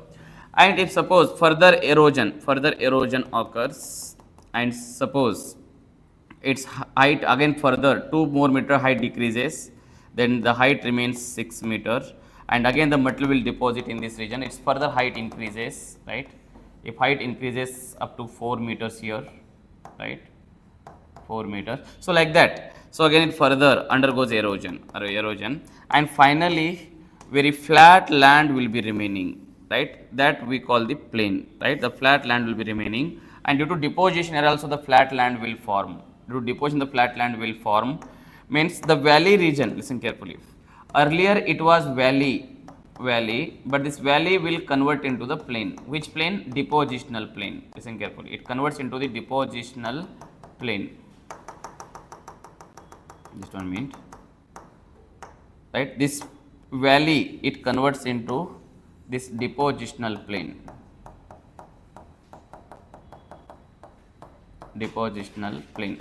right. And earlier it was, suppose it's a hills, so this hill it converts into now erosional plain, right. Listen carefully. So earlier it was a hill or mountain, or it can be plateau also, it converts into the plain, and it's a erosional landmass. This erosional plain is the erosional landmass, and formed by which process? Erosional process. And this is also plain only, but we call deposition plain. Both are same structure, but formed by different processes, and that's why we call depositional landmass and erosional landmass, because formed by erosion process. It is formed by deposition process. You got the difference here? So here landforms meaning that can be erosional landmass or depositional landmass, right? Remember, there are two types of landmasses, erosional and depositional. So erosional landmass will form by erosional process. Depositional landmass will form by the depositional process. So like that we are having more than 80 landforms. If you study in the book, you will not understand a single landform also. And all the landforms are given in the G.C. Leong book. And G.C. Leong book, you know very well, it is one of the difficult book, it's very difficult to understand also the language which is mentioned in that book, right. And more than 80 landforms are there, and every year 1 or 2 question repeats from the landforms in the mains. In prelims also the question repeats. It's very important topic, and one of the most difficult topic in that geomorphology for others. But for me, it is very simple topic, right? And I will convey in simple language, and even with a simple diagrams. So because if you study these landforms with diagrams, you never forget. And in that G.C. Leong book, the diagrams are not given, and that's why students will feel difficulty to understand these landforms. So to listen 80 landforms will be very difficult for you. But once after completion of all the landforms, you will remember almost all the landforms. That's my guarantee, right? So first you should know basically what is the landforms. Landforms meaning any physical structure or morphological structure of the earth we call landforms. And earth consists 2 types of landforms, erosional landforms and depositional landforms. So give me any 3 examples for depositional landforms on the earth. Any 3 examples for depositional landforms? Plains.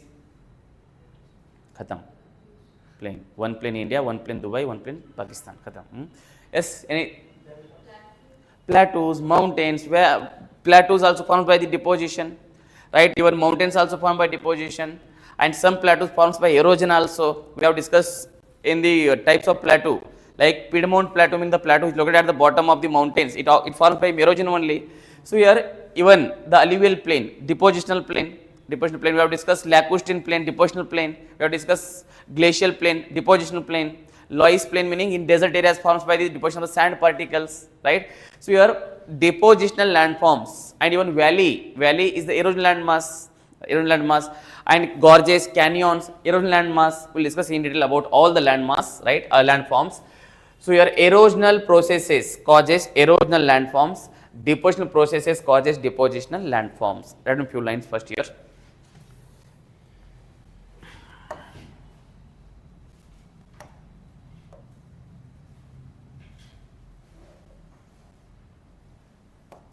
Write down first. Erosional and depositional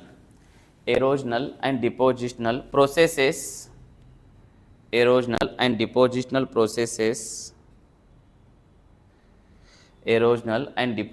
processes takes place simultaneously.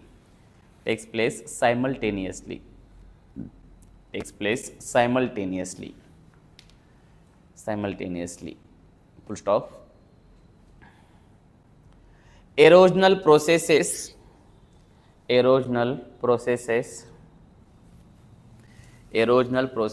leads to formation of erosional landforms. Erosional processes leads to formation of erosional landforms, and depositional processes leads to formation of depositional landforms, and depositional processes leads to formation of depositional landforms.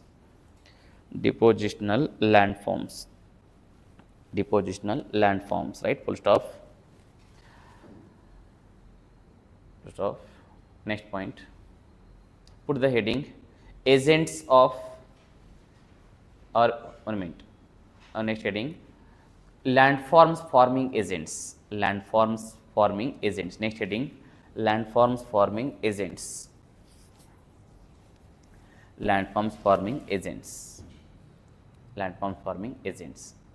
Write down below that. There are six major agents. There are six major agents.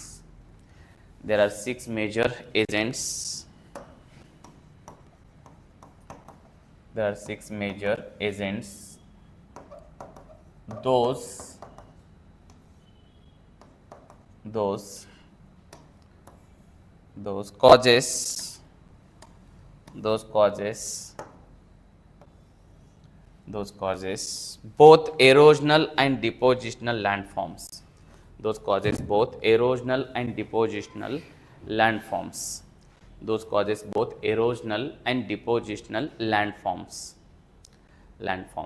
Right? Those causes both erosional and depositional landforms. Full stop. They are as follows. So agents and landforms.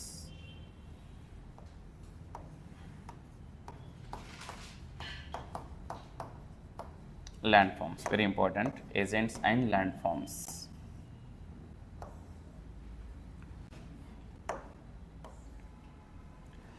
Okay, the first agent is running water.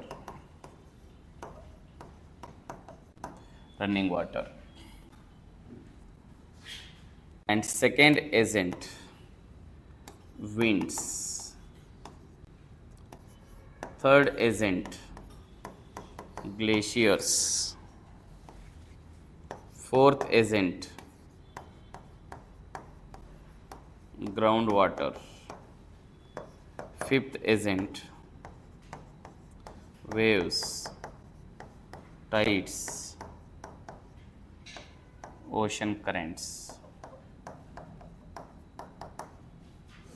And sixth agent,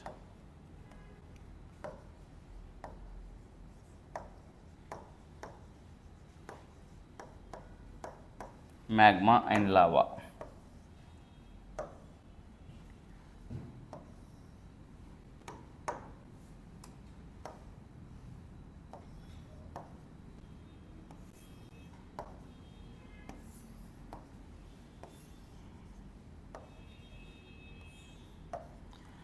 Listen, so your landforms formed by running water, they are known as fluvial landforms.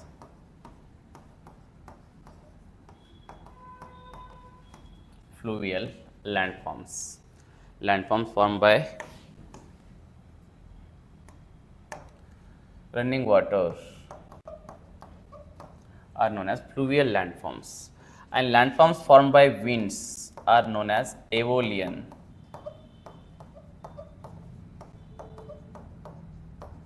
Aeolian landforms. Aeolian landforms. And landforms formed by glaciers are known as glacial landforms. Glacial landforms. And landforms formed by groundwater are known as karst landforms. Karst landforms. And landforms formed by waves, tides, ocean currents are known as marine landforms. Marine landforms. Landforms formed by waves, tides, ocean currents are known as marine landforms. And landforms formed by magma, and lava are known as volcanic landforms.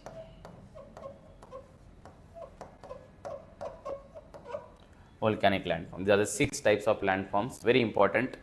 They will ask the question in the match the following also, like Aeolian landforms, karst landforms, glacial landforms. So landforms formed by winds are known as Aeolian landforms, or these are also known as desert landforms, or these are also known as desert landforms. Desert landforms. They are also known as arid landforms. Arid landforms.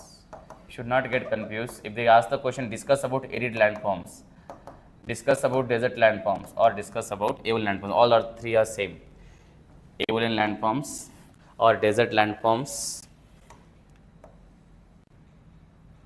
right? Marine landforms, or these are also known as coastal landforms. Coastal landforms.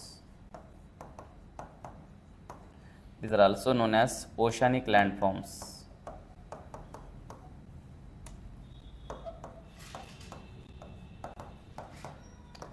Oceanic landforms. And among these, the most important for your exam: fluvial landforms, Aeolian landforms, glacial landforms, karst landforms, marine landforms, and volcanic landforms also. All the 6 are important. Most important, right? So very, very important. And last year they asked the question from glacial landforms. You might have heard about, there was a question on Epjord. They asked the question, direct question in the UPSC mains in 2023 UPSC mains. There was a question on Epjord, and Epjord is the glacial landform, right? So they will keep on changing the question every year. Very important topic, right? And most important topic. And try to understand properly, and we'll discuss all the topics one by one with diagrams, and that will help you to remember, and that will help you to understand the concept here. And if you read this topic in GC Leong, you will stop your preparation. So that's much difficult they have given. You will not understand the landforms also there, right? Okay. So we'll discuss one by one. First, put the heading fluvial landforms. Fluvial landforms.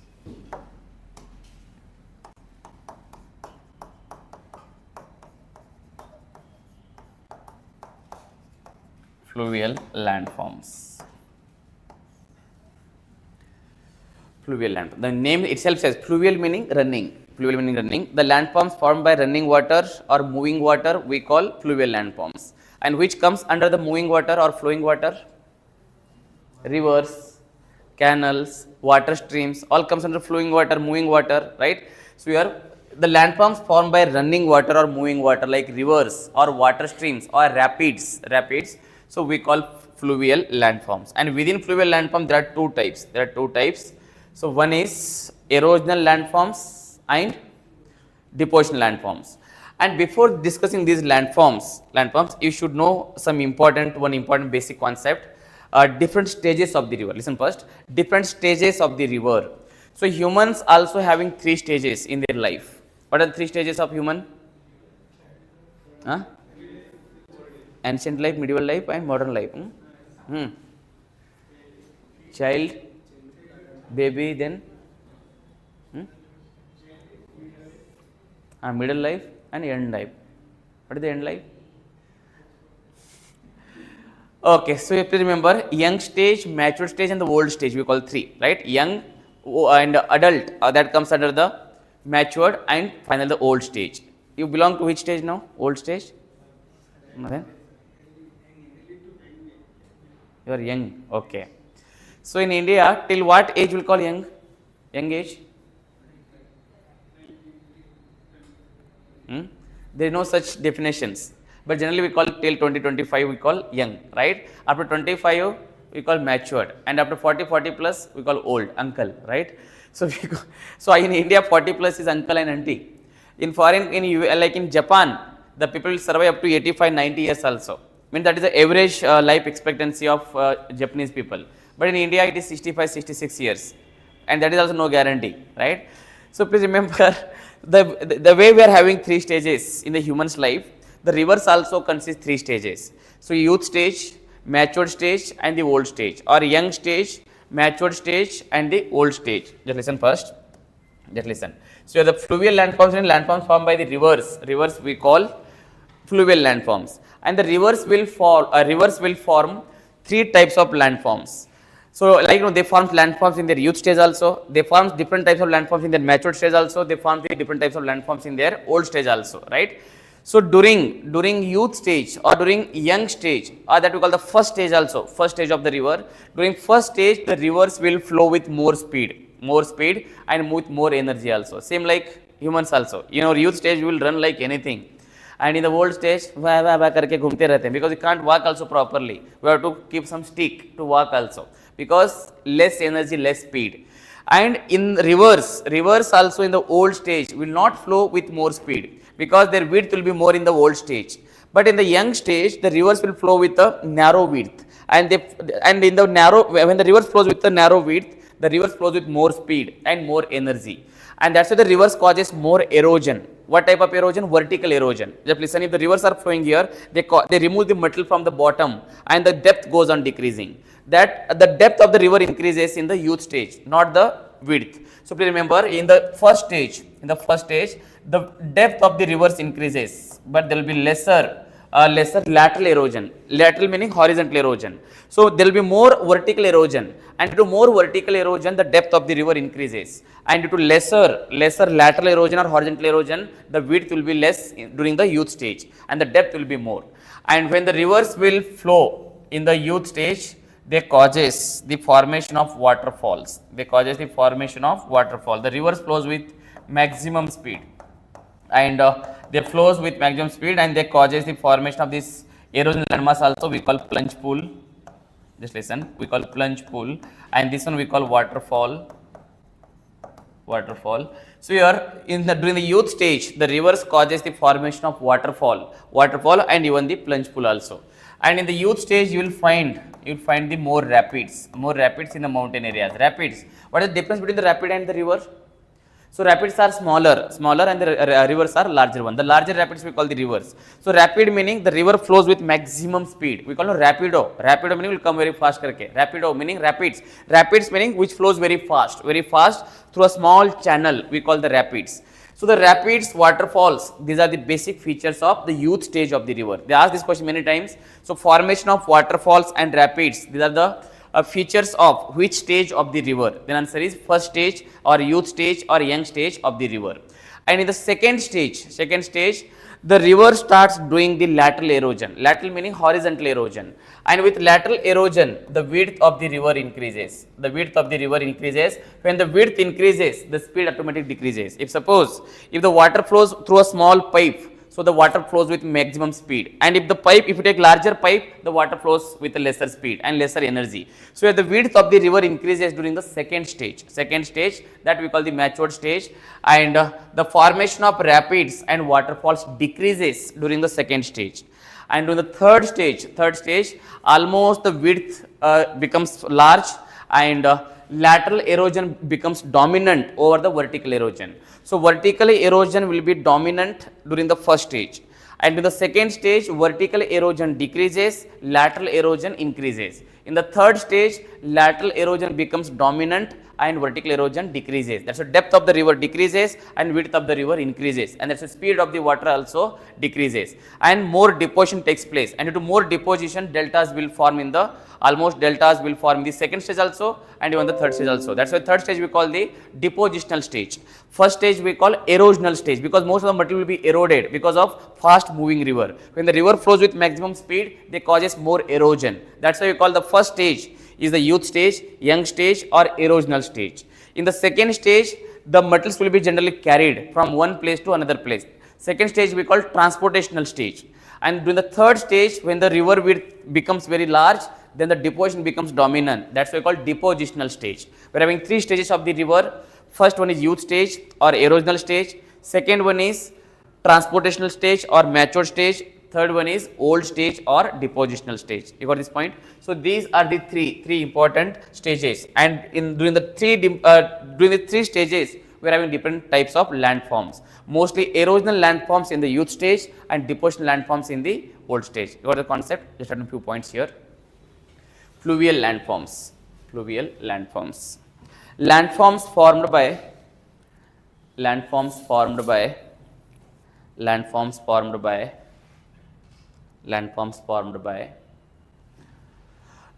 water. Landforms formed by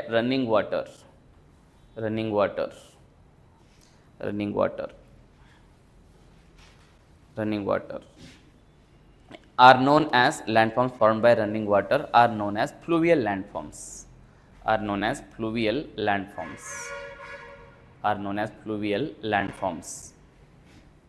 Fluvial landforms. Full stop. Example.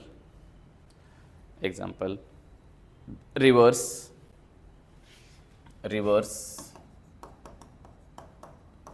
and water streams. So, they are the two important agents in these fluvial landforms. Rivers and water streams are the two major agents. Just write down.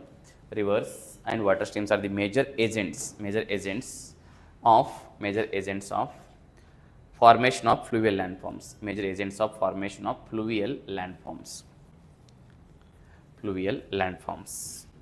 Right? Okay, full stop. Okay, so first we'll discuss about the river stages, then we'll discuss about the landforms. First put the heading different stages of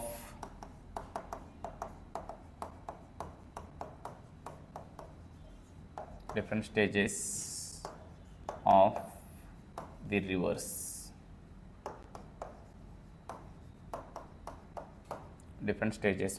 rivers. Very important. Different stages of the rivers. Just take this diagram first.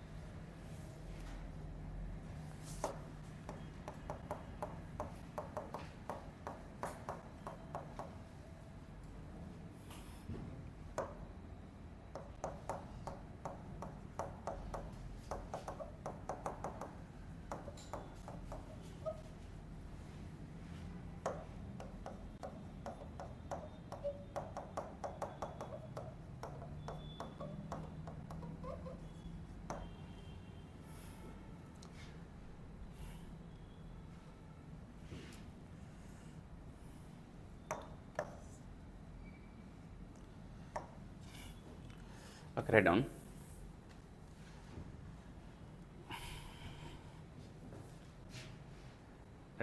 Rivers follows three stages. during their life cycle. Rivers follows 3 stages during their life cycle. Rivers follows 3 stages during their life cycle. During their life cycle. Life cycle. They are, first one is youth stage. First one is youth stage. Second one, mature stage. And third one is old stage. Old stage, right? And first stage is also known as erosional stage. Erosional stage. Second one, transportation stage.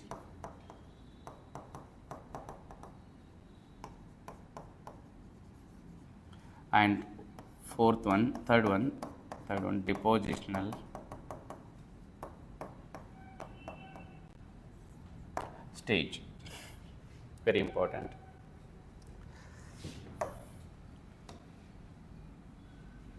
Or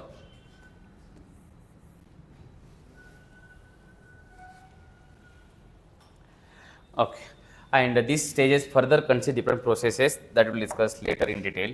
So your transportation stage, it consists the processes like traction and saltation,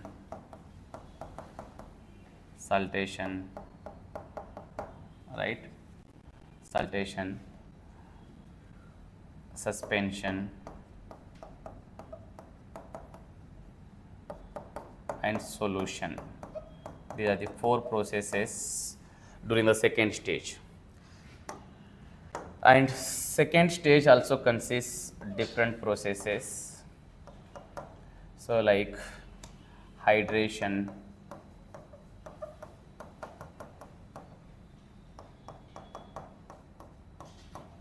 corrosion,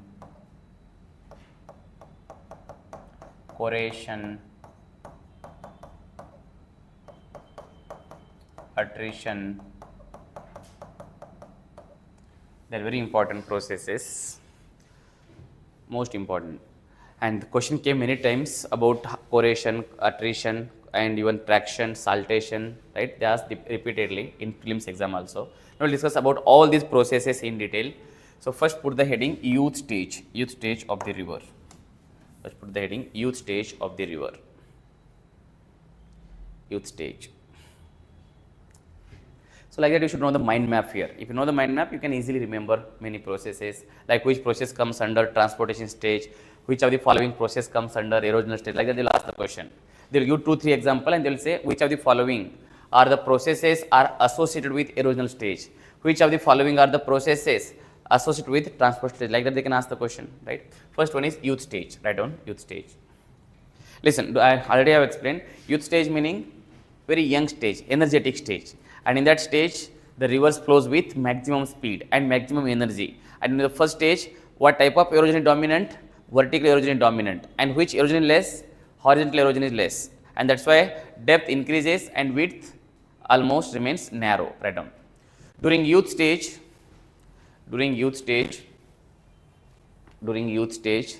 rivers flows with maximum speed. Rivers flows with maximum speed. During youth stage, rivers flows with maximum speed and energy. Rivers flows with maximum speed and energy. Therefore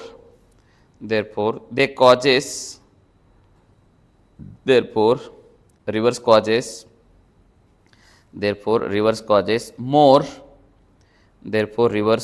more erosion.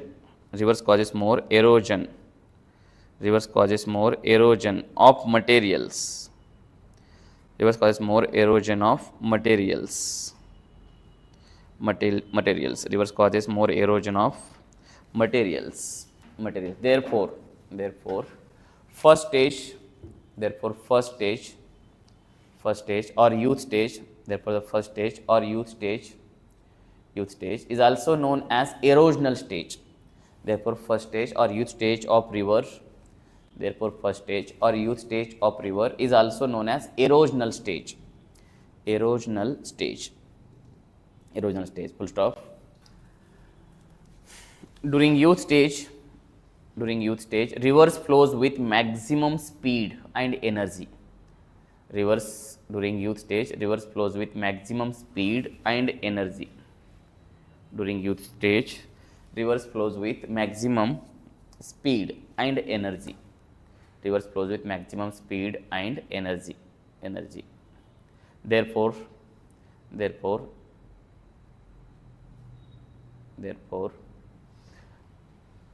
causes maximum vertical erosion. Very important point, vertical erosion. Therefore, they causes maximum vertical erosion and causes the increase in depth of the river and causes the increase in the depth of the rivers. Full stop. It leads to formation of vertical and deep narrow valleys. It leads to formation of vertical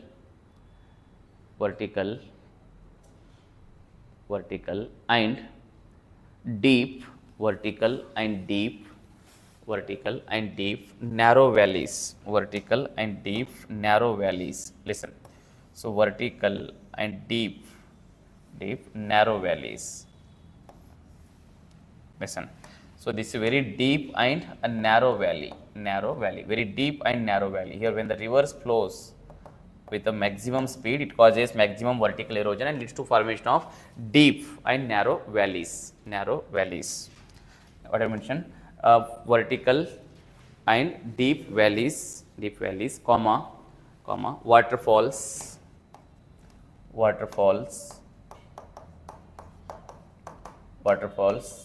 comma, rapids, etc. Very important point. Waterfalls, rapids. Underline the word valley, deep valleys, waterfalls, rapids, and put double star. Very important. So it's a deep valley, and even narrow valley also. Narrow meaning less width, right? Full stop. Next, one more point in this only, first stage only. During youth stage, vertical erosion will be dominant over lateral erosion.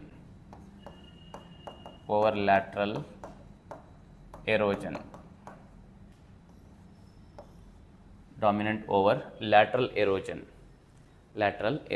right? Lateral erosion. Vertical erosion will be dominant over lateral erosion. Very important point. So lateral meaning horizontal erosion will be less and the vertical erosion will be more. And lateral erosion will be less, right? And please remember one more important point. So here it leads to formation of waterfalls and rapids, right? So we'll discuss later what is the meaning of waterfall and rapids. But remember, waterfalls and rapids form during which stage? During the first stage. This is very important point. During the first stage, the waterfalls and rapids forms. We'll discuss the examples also in that landforms file, because waterfalls and rapids are also one of the landform, right? That they are the erosion landforms. While discussing erosion landforms, we'll discuss. Just we are discussing the stages now, and then we'll discuss the landforms in detail later. So this is the first stage, and the first stage consists how many processes? 4 processes. Just add the point. Write down. Erosional stage consists following 4 processes. Erosional stage consists following 4 erosional stage consists following 4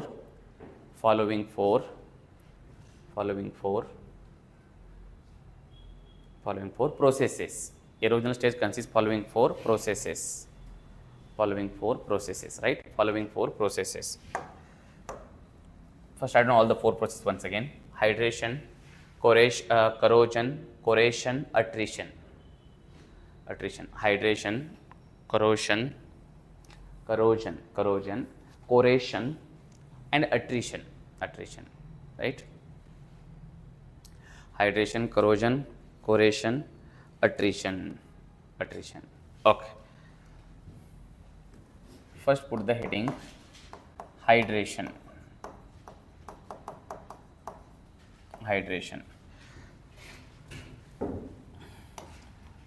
Okay, just listen. Suppose this is the bottom and this is the land mass. Okay, and if suppose there is a rock, there is a rock, it's a rock on the path of this river. This is the river, and on the path of the river, this is the rock, and this is the land mass. Landmass, and river flows from this landmass with more speed. When the river flows, yesterday also we have discussed, it causes or it exerts the force to this rock. It exerts the force to this rock,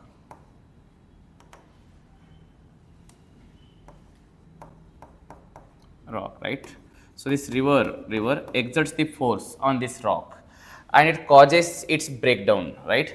Or it causes the erosion. It causes the breakdown and it causes the erosion.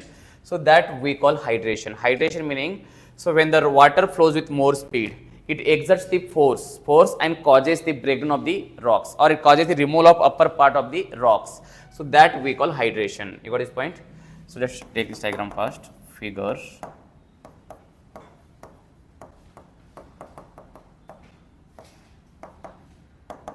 hydration.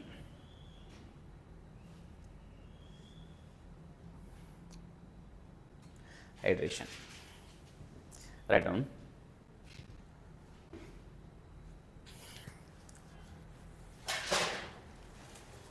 Okay, write down. During youth stage of rivers, rivers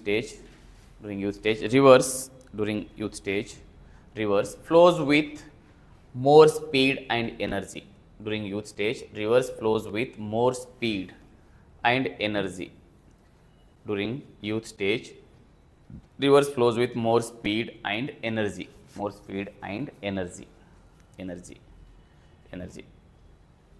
Therefore, it causes. Therefore, the running water causes. Therefore, the running water causes the breakdown of rocks. Breakdown of rocks. Running water causes the breakdown of rocks. Is known as hydration. Yesterday also we have discussed, it's a one type of chemical process. We have discussed hydration, and we have discussed about carbonation, we have discussed oxidation, right? Hydration meaning when the water exerts the force, and because of the force exerted by the water, the rocks will break here, and that force we call the hydraulic force. Just listen, it is known as a hydraulic force. Hydraulic force meaning force exerted by rocks, we call hydraulic force. Just add one more point. Here the force exerted by the water, on the rocks, here the force exerted by the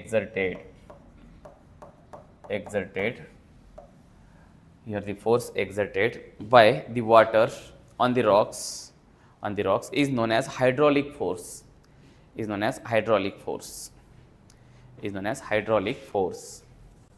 Hydraulic force, right? Hydraulic force. So second one,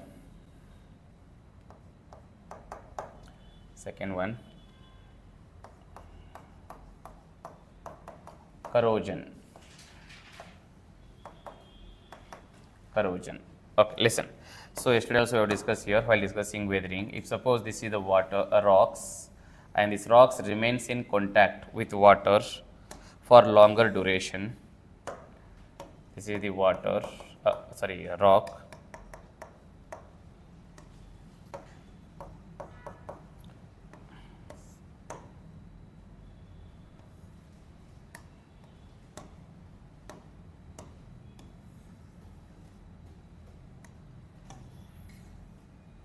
Right, let's listen.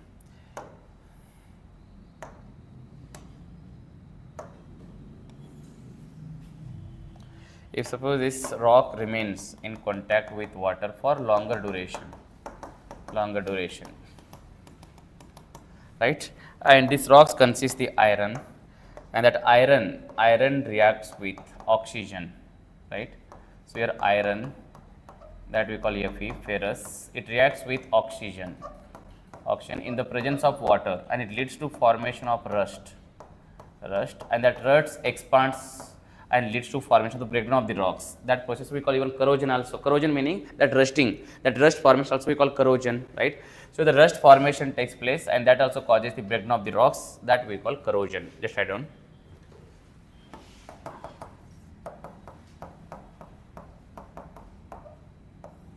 Corrosion. When rocks, if rocks that containing iron,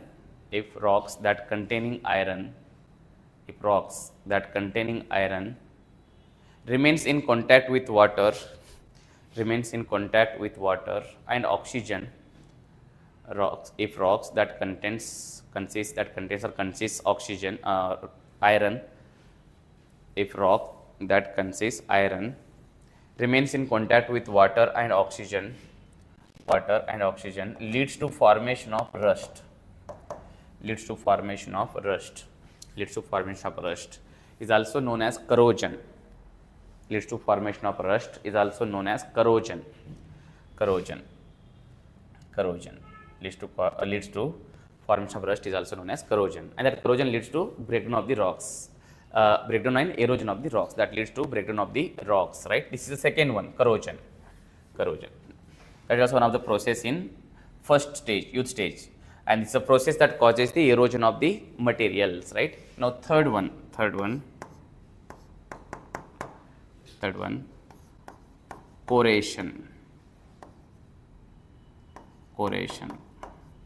right? So here corrosion, right? Corrosion, third process, corrosion. Listen, if suppose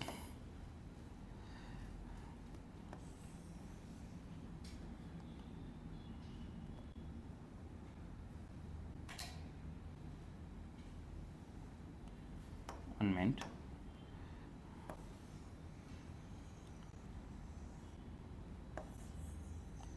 this is the river bed or river bottom, you can say, and when the rocks will move from the high altitudes and the rocks falls from high altitude, suppose the rocks comes along with the water and the rocks falls here, if the rocks falls in the here, when the rocks falls,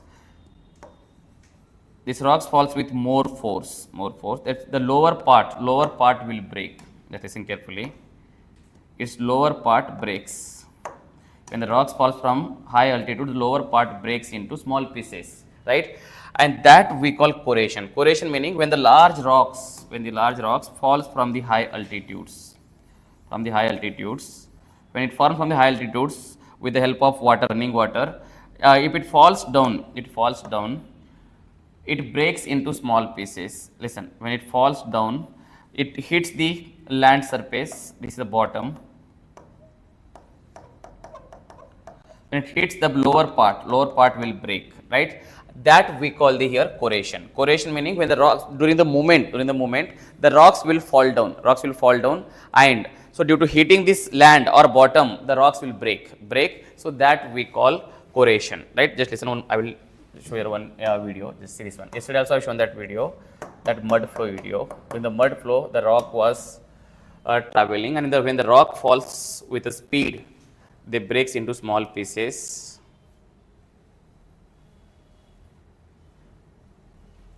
See this diagram.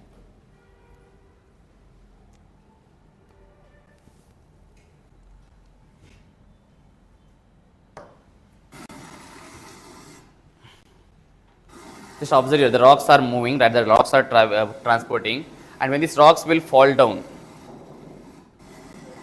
just listen.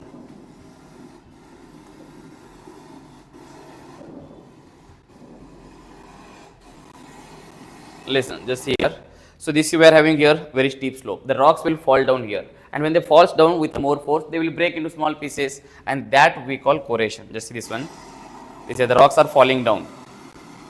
When these large rocks will fall down, they will break into small pieces. They will break into small pieces, that we call corrosion. You got this one concept? Corrosion meaning when the rocks will fall down and they hit the bottom and they breaks into small pieces, that we call corrosion. Write down here, corrosion.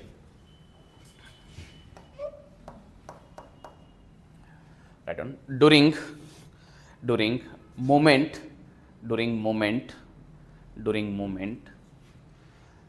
during movement, large rocks, falls from high altitude, falls from high altitude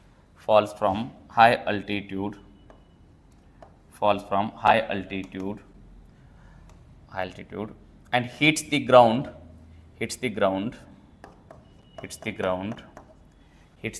and breaks into small pieces,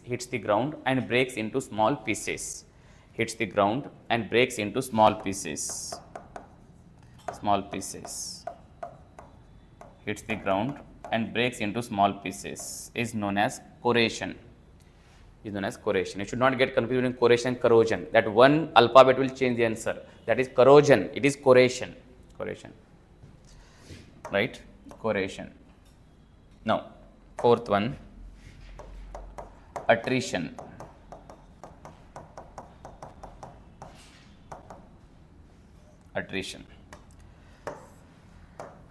Okay, listen. So here during movement, suppose this is the land mass.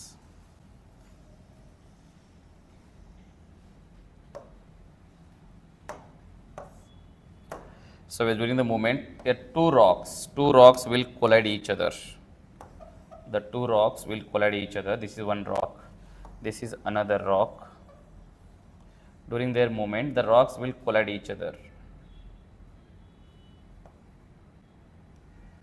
Right? Listen. So here the rocks will collide each other. And when these two rocks collide each other, due to their friction, the rocks will break into small pieces. Just listen here. This rock also breaks because of their collision. So when two rocks, this is also one rock, it is another rock. So during movement, they collide each other, and due to their collision or due to their hitting each other, they breaks into small pieces that we call attrition. So here the rocks, listen carefully. Here the rocks is breaking down by hitting the bottom, but the rocks are breaking down by colliding each other. Just see here. So when the rocks are moving, the rocks will heat each other also, right? Just see here, the rocks will heat each other, and they breaks into small pieces. Listen, here it's attrition and here it is a corrosion. You got this point? So while movement the rocks, they keeps on hitting each other, they breaks into small pieces, that we call attrition. When they falls from the high altitude and when they hits the ground, when they hits the bottom, they breaks into small pieces, that we call corrosion. And when they remains in the contact of water, they forms the rush, that we call corrosion. And when the water heats the rocks and if the water causes the breakdown, then we call hydration, and this is corrosion, and attrition. You got this point? Okay, write down.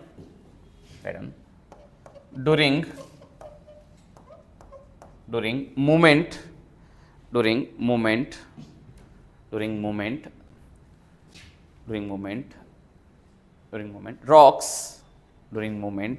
rocks collides each other.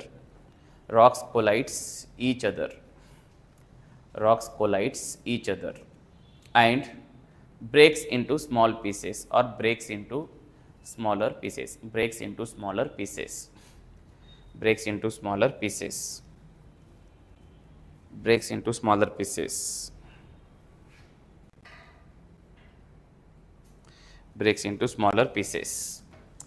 Is known as attrition. Got this point? Known as attrition. And when the heavy rainfall occurs, the rocks also will move. The best example, just as shown in the video, right? Suppose, for example, if the rock is falling from the mountain in the waterfall, just listen, in the waterfall, the rocks is falling down, and when the rocks are falling, just listen, if suppose this is the mountain area, right, this is the bottom, and during falling here the rocks, the larger rocks and the small rocks collides each other, and these rocks will break into small pieces. It's an example of attrition. It can occur on the horizontal or it can occur vertical also, but due to the collision the rocks would break down, that we call attrition. If these rocks falls on the bottom, and when they falls on this bottom or earth surface, and if they breaks into small pieces, we call attrition, right? And the rock, if it remains here only in the contact of water and it forms the rust, then we call corrosion. And if the rocks here remains, and if the water is falling continuously and that water is hitting the rock and it breaks with the force exerted by the water, we call hydration. You got this point? Hydration, attrition, corrosion, corrosion. If you read in the books, you will not understand the concept. So you just have given the theories and the students will get confused. Now it's very easy to, because diagrams, that's what I'm telling, diagrams are very, very important, and these diagrams will make you to get the clarity, and such diagrams are not given in the books, right? And that's why students will feel geography is difficult, but geography is very beautiful subject, but the person who teaches should be beautiful, right? So that's why here, so that's this subject is very, very important and highly scoring also, right? Geography. So this is about the corrosion, hydration, corrosion, corrosion, and attrition. These are the four processes, and there are four processes that are the part of which stage? The first stage. And similarly, in that matured stage, we are having four processes, and that four processes we will discuss after the break. We will take a break, and we'll start the class from 12 p.m. and that time we'll discuss the remaining processes. And once after discussing these three stages, then we'll discuss about the erosional and depositional landforms, which are the land. These are the just you can see these are the processes which causes the landforms, right? And once after knowing the processes, then it's very easy to understand about the landforms, erosional and depositional landforms. You got this point? Okay. Okay, rejoin at 12 p.m. Okay. Online students. Okay, Meenakshi is saying that river beds, glacial beds formed by the depositional processes. Is correct. Good, Meenakshi. ये कौन है? For all vlog, Vidal.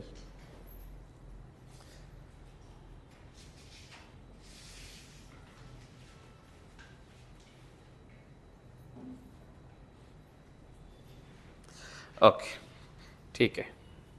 So we'll take a break, and after the break we'll start.